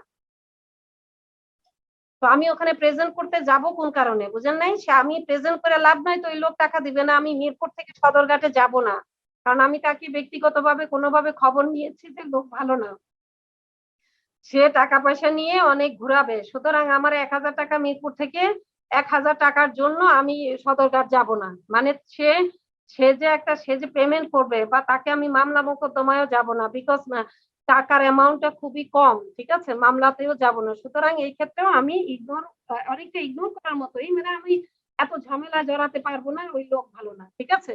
সুতরাং এখানেও প্রেজেন্টমেন্টটা আর ইফেক্টিভ হইল না, আননেসেসারি। আর নাম্বার 10 কি বলছে? যেটা হলো ফিকটিশিয়াস পারসন, মানে ভুয়া লোক আর কি, আসলে যে লোকটার নাম লেখা ছিল সেই লোক নামে কিছুই নাই, তাহলে তো প্রেজেন্টমেন্ট আর এখানে হইলো না। ঠিক আছে? তো আমরা এইটা আরেকবার একটু দেখি, কারণ এটা একটু মানে অনেকগুলো পয়েন্ট, আমরা আরেকবার একটু দেখে নেই। প্রেজেন্টমেন্টটা আননেসেসারি, আমরা পড়ছি প্রেজেন্টমেন্টটা দরকার নাই, ইন্টেনশনালি যদি প্রিভেন্ট করে প্রেজেন্টমেন্ট দরকার নাই, তাহলে আমরা ধরে নিব যে এটা হলো অলরেডি ডিসঅনার। হ্যাঁ, যদি বিজনেস প্লেসে হয়, বিজনেস প্লেস বন্ধ হয়, ইউজুয়াল বিজনেস আওয়ারে বন্ধ করেছে, সুতরাং প্রেজেন্টমেন্ট আর করার টাইমই হলো না, সুতরাং এটা ডিসঅনার। আচ্ছা, স্পেসিফাইড প্লেস আছে, ওইখানে ওই লোকও নাই, ওই লোকের কোনো রিপ্রেজেন্টেটিভও নাই, তার মানে কি প্রেজেন্ট করার কোনো সুযোগ রইল না, সুতরাং প্রেজেন্টমেন্ট হলো না। আচ্ছা, পেয়াবল স্পেসিফিক প্লেসে তাহলে কি হলো, ডিউ ডেটে আপনার তাকে কোনোভাবেই তাকে খুঁজে পাওয়াই গেল না ওই প্লেসে, যে প্লেসটার কথা প্লেসে বলা আছে, তাহলে কি হলো, প্রেজেন্টমেন্টটা এখানে আননেসেসারি। আবার কি বলছি, শর্ট টু বি চার্জ, যাকে চার্জ করার কথা সে কি করলো, এঙ্গেজ হয়ে গেল, আপনার পুরো অ্যামাউন্টের ক্ষেত্রে সে ভেঙে চুরে অল্প কিছু দিয়ে এটা করলো, তাহলে তার প্রেজেন্টমেন্ট হলো না, আননেসেসারি। ঠিক আছে, আফটার ম্যাচুরিটিতে make payment such a kind of amount due on the instrument, এটা একটু আবার করি আমরা, as against any party if after maturity with knowledge that the instrument has not been presented, যদি has not been presented হয়, he makes part payment, presented finite part payment হয়েছে, এই ক্ষেত্রে কি হবে, এটাও আর প্রেজেন্টমেন্টের কোনো প্রয়োজন এখানে আর রইল না। প্রমিস করলো একটা নির্দিষ্ট ডেটে দিবে, কালকে প্রেজেন্ট করার কথা ছিল, সে আগামী মাসের 1 তারিখ সময় চাইলো, সুতরাং আমি আর আজকালকে প্রেজেন্ট করলাম না। This is one kind of dishonour, কিন্তু একটা নেগোসিয়েশনে আমরা আসলাম। আচ্ছা, এখানে আমাদের প্রেজেন্টমেন্টটা unnecessary. Right to take advantage, মানে এইখানে যে পেই আছে সে অ্যাডভান্টেজ নেওয়ার কোনো দরকার মনে করছে না, তার হলো এটাকে বাংলায় কি বলে, মাছ ধরতে খাজনা বেশি, মানে আপনি 1000 টাকার জন্য সেই মিরপুর থেকে সদরঘাট যাবেন, যে দূর বাদ দেই, 1000 টাকা মাফ করে দেই, শেষ। ঠিক আছে, ব্যাপারটা অনেকটা like this. Okay, again is the drawer maker if the drawer could not suffer, ওই লোক এরকম যে আমার তার কাছে টাকা চাওয়ার কোনো মানেই না, সে টাকা দিবেই না, হ্যাঁ, আমরা তার কোনো কিছু করতে পারবো না। আচ্ছা, এবং হচ্ছে ফিকটিসাস পারসন হলে, ঠিক আছে। So these are the things 76 আমাদের প্রেজেন্টমেন্ট unnecessary, ঠিক আছে। These are the points you have to study yourself, otherwise you will forget everything, remember. আচ্ছা, এখন আমরা 77 পড়বো, we have time 5 minutes. Liability of banker for negligently dealing with bill presented or payment. Acha, when a bill accepted or payable at a specified bank has been duly presented for payment but dishonor, if bank keeps bills negligently or improperly, if it is caused loss to the holder, the bank must compensate the holder for the loss.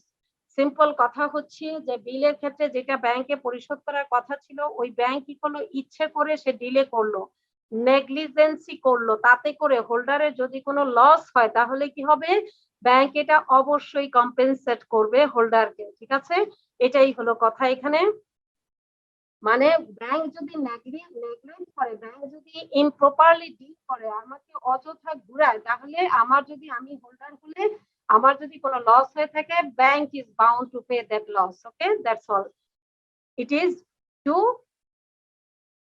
Holder, remember. এখন আমরা chapter, another chapter we have started in this class, this is payment and interest.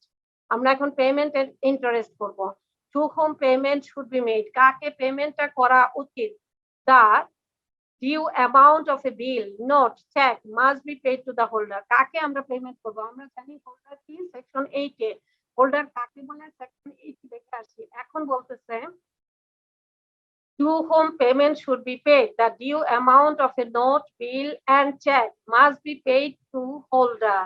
Simple কথা, আপনাকে কাকে আপনি দিবেন, যে আপনাকে check নিয়ে আসছে তাকে দিবেন না, যে বিল নিয়ে আসছে তাকে, তো যে হোল্ড করে। সিম্পল কথা, the instrument to discharge the maker or acceptor, যে হোল্ড করে ইনস্ট্রুমেন্ট, আমরা তাকেই পেমেন্টটা দিব। আপনি যদি ইনস্ট্রুমেন্ট নিয়ে না আসেন তাহলে কিন্তু আমি পেমেন্টটা দিব না। ইনস্ট্রুমেন্ট কিন্তু হোল্ড করতে হবে, অর্থাৎ ইনস্ট্রুমেন্টটা হাতে করে নিয়ে আসতে হবে। এটা যদি আমার হাতে না থাকে, আপনি কি করে বুঝবেন যে আমি ইনস্ট্রুমেন্টের মালিক আন্ডার সেকশন 8? আমি কি ইনস্ট্রুমেন্ট দেখাইতে বাধ্য নই? ইনস্ট্রুমেন্ট অবশ্যই নিয়ে আসতে হবে।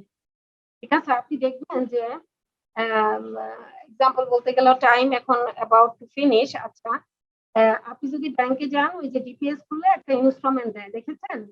কেউ কি ডিপিএস খুলেছেন? ব্যাংকে ডিপিএস খুললে আপনাকে একটা ইনস্ট্রুমেন্ট দিবে, কিন্তু যে এত ম্যাচুরিটি তারিখে, এত তারিখে আপনার ম্যাচিউর হবে, এই অ্যামাউন্টটা আপনি পাবেন। তো ওই তারিখে যখন আপনি যাবেন, ইনস্ট্রুমেন্টটা কিন্তু নিয়ে যেতে হবে, মানে আপনার ব্যাংক দিবে। কিন্তু যদি না নিয়ে যেতে পারেন তাহলে কিন্তু আপনাকে টাকাটা দিবে না এবং বলবে আপনি এখন জিডি করে আসেন। এটা যে লস্ট হয়েছে, আপনি গিয়ে বলছেন যে আমি তো এটা পাচ্ছি না 7 বছর আগে, এটা খুঁজে পাচ্ছি না, ঠিক আছে, খুঁজে পাচ্ছেন না, ভালো কথা।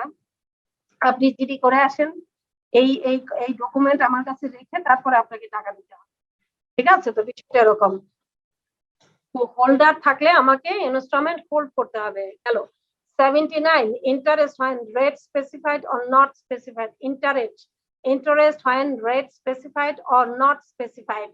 When note or bill specifically mentions the rate at which interest is payable must be paid at the date of installment. অবশ্যই পরিশোধ হবে date of installment at the date of and at the date of realization of the money in case of suit filed up to such date as the court may decide. Simple কথা, আমরা 80টা আমরা beginning এ একটু আলোচনা করেছিলাম। 79 বলতেছে যখন note বা বিল specifically mention করে রেটটা, তখন আমরা ওই রেটে পেমেন্ট করব। কত? At the date of realisation of the money. আচ্ছা, in case of suit filed up to such date as the court may decide. অর্থাৎ ফেসে যখন লেখা থাকবে ইন্টারেস্ট রেট, আমরা মেনশন করে যখন দা রেটটা ওই রেটে পেয়াবল হবে। must be paid at the date of installment and at the date of realization of the money. মানে ফেসে লেখা আছে বিল এবং নোটের ক্ষেত্রে, রিমেম্বার 79 বিল এবং নোট, হ্যাঁ, এখানে মেনশন করে রেটটা মেনশন করা আছে, তাহলে ওই রেটে আমরা পেমেন্ট করব। আর যদি মেনশন করা না থাকে অথবা এটা মামলা মোকদ্দমা হয়েছে, তখন কোর্ট ডিসাইড করে দিবে। That's all. 79, the last one of today. 80, section 80, interest rate which when no rate specified. যখন রেটটা স্পেসিফাইড না থাকে, আমরা এটা beginning of the class we already discussed. এখানে when no rate is specified in the instrument payable at 6%, এটা common একটা rate, আমরা জানি পার্টনারশিপ অ্যাক্টে আমরা এটা পাবো। এটা একটা কমন রেট যেটাতে হচ্ছে ইন্টারেস্ট রেট পেমেন্ট মেনশন করা না থাকলে 6% এ পেমেন্ট হবে till the date of realization। আচ্ছা, এরপরে যখন এটা মেনশন করা নাই, এইবার এইটা নিয়ে মামলা মোকদ্দমা হলো, অনেক কিছু হচ্ছে, অনেক লম্বা টাইম নিল, তো তখন কি করবে? কোর্ট ডিসাইড করে দিবে যে কত পার্সেন্ট ইন্টারেস্টে পেমেন্ট করবে, ঠিক আছে? So that's all today. So আমরা আরো 3 to 5 মিনিটস নেই, একটা নাট ছেলে আমরা চেষ্টা করি যে আমরা কি কি পড়েছি আজকে। আমরা প্রেজেন্টমেন্ট পড়েছি কিসের জন্য? প্রেজেন্টমেন্ট পড়েছি অ্যাকসেপ্টেন্সের জন্য, presentment of note or side পড়েছি, rise time for deliberation যেটা 48 hours ছিল, এবং এক্সক্লুসিভ অফ পাবলিক হলিডে। এরপরে প্রেজেন্টমেন্ট ফর পেমেন্ট পড়েছি, প্রপার টাইম হবে বাই দ্য হোল্ডার। এরপরে আপনার আওয়ার্স ফর প্রেজেন্টমেন্ট, অবশ্যই বিজনেস আওয়ার হবে, ব্যাংকে ব্যাংকিং আওয়ার হবে। সেকশন 66 বলে presentment for payment of instalment payable after date or sight. 67 হচ্ছে presentment for payment of note payable by ইনস্টলমেন্টেও আমাদের গ্রেস ডেজটা কনসিডার করতে হবে। এরপরে যেখানে স্পেসিফাইড প্লেস আছে নট এলসওয়্যার, আমাদেরকে সুনির্দিষ্ট অবশ্যই ওই জায়গাতেই যেতে হবে। আর 69 বলছে যেখানে instalment payable at only specified place. 70 বলছে যেখানে স্পেসিফাইড প্লেস নাই। 68, 69 কোনোটাই অ্যাপ্লিকেবল না, সেখানে কি করব? বিজনেস প্লেসে যাব, at usual residence of the মেকারে যাব। এরপরে 71 বলছে প্রেজেন্টমেন্ট যখন maker has not known place, আমরা তাকে যেখানে পাবো সেখানেই যাব। 72 বলছে presentment of cheque to charge drawer present at the bank upon which it is drawn, অর্থাৎ যেই ব্যাংকের চেক আমাকে সেই ব্যাংকেই প্রেজেন্ট করতে হবে।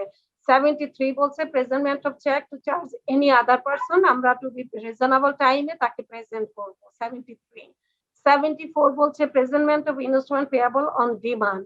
75 কি বলছে? আমরা অথরাইজড এজেন্টে যাব, লিগ্যাল রিপ্রেজেন্টেটিভ এর কাছে যাব এবং অফিশিয়াল অ্যাসাইনির কাছে যাব। 76 বলছে ইন্টেনশনালি প্রিভেন্ট করলে আননেসেসারি, when প্রেজেন্টমেন্ট আননেসেসারি কি হবে? ইন্টেনশনালি প্রিভেন্ট করলে প্রেজেন্টমেন্টের দরকার নাই, বিজনেস ক্লোজ করে দিলে দরকার নাই, স্পেসিফাইড প্লেস হলে সেখানে সে নাই, তার কোনো লোকও নাই, এবং তাকে কোনোভাবেই যে প্লেসটা বলা আছে সেখানে তাকে কোনোভাবেই খুঁজে পাওয়া যায় নাই, এবং যে পেমেন্ট করা যাকে প্রেজেন্ট করার কথা সে পার্টলি পেমেন্ট করা শুরু করে দিয়েছে, ম্যাচুরিটির আগে সে কিছু কিছু পেমেন্ট করে দিয়েছে এবং এখানে মেকার ড্রয়ার প্রমিস করছে আগামী মাসের 1 তারিখে দিবে। Right to take advantage of any default, এখানে পেই কোনো অ্যাডভান্টেজ নিতে ইচ্ছুক নয় এবং নাম্বার 9 হচ্ছে যেই লোকের কাছ থেকে যে ড্রয়ার তাকে সে এমন লোক তার কাছে যাওয়াটাই বৃথা। ঠিক আছে, when the drawee is a fictitious person, fake কোন লোক 77। ঠিক আছে, প্রেজেন্টমেন্ট ফর পেমেন্ট বাট ডিসঅনার্ড, যদি এটা ব্যাংক ডিসঅনার করে আর নেগলিজেন্টলি তাহলে এটা ব্যাংক কি করবে, কম্পেনসেট করবে payment and interest. To whom payment should be made, অবশ্যই হোল্ডারকে করবে। 79 বলছে ইন্টারেস্ট হয় rate specified or not specified. ঠিক আছে, 80 বলছে যে till the date of realization যদি রেট মেনশন করা না থাকে 6% আমরা পেমেন্ট করতে হবে। যদি মামলা মোকদ্দমা পর্যন্ত চলে যায় তাহলে court will decide that one. So thank you very much for today. Next class we will start from 81. So thank you everybody. Thank you.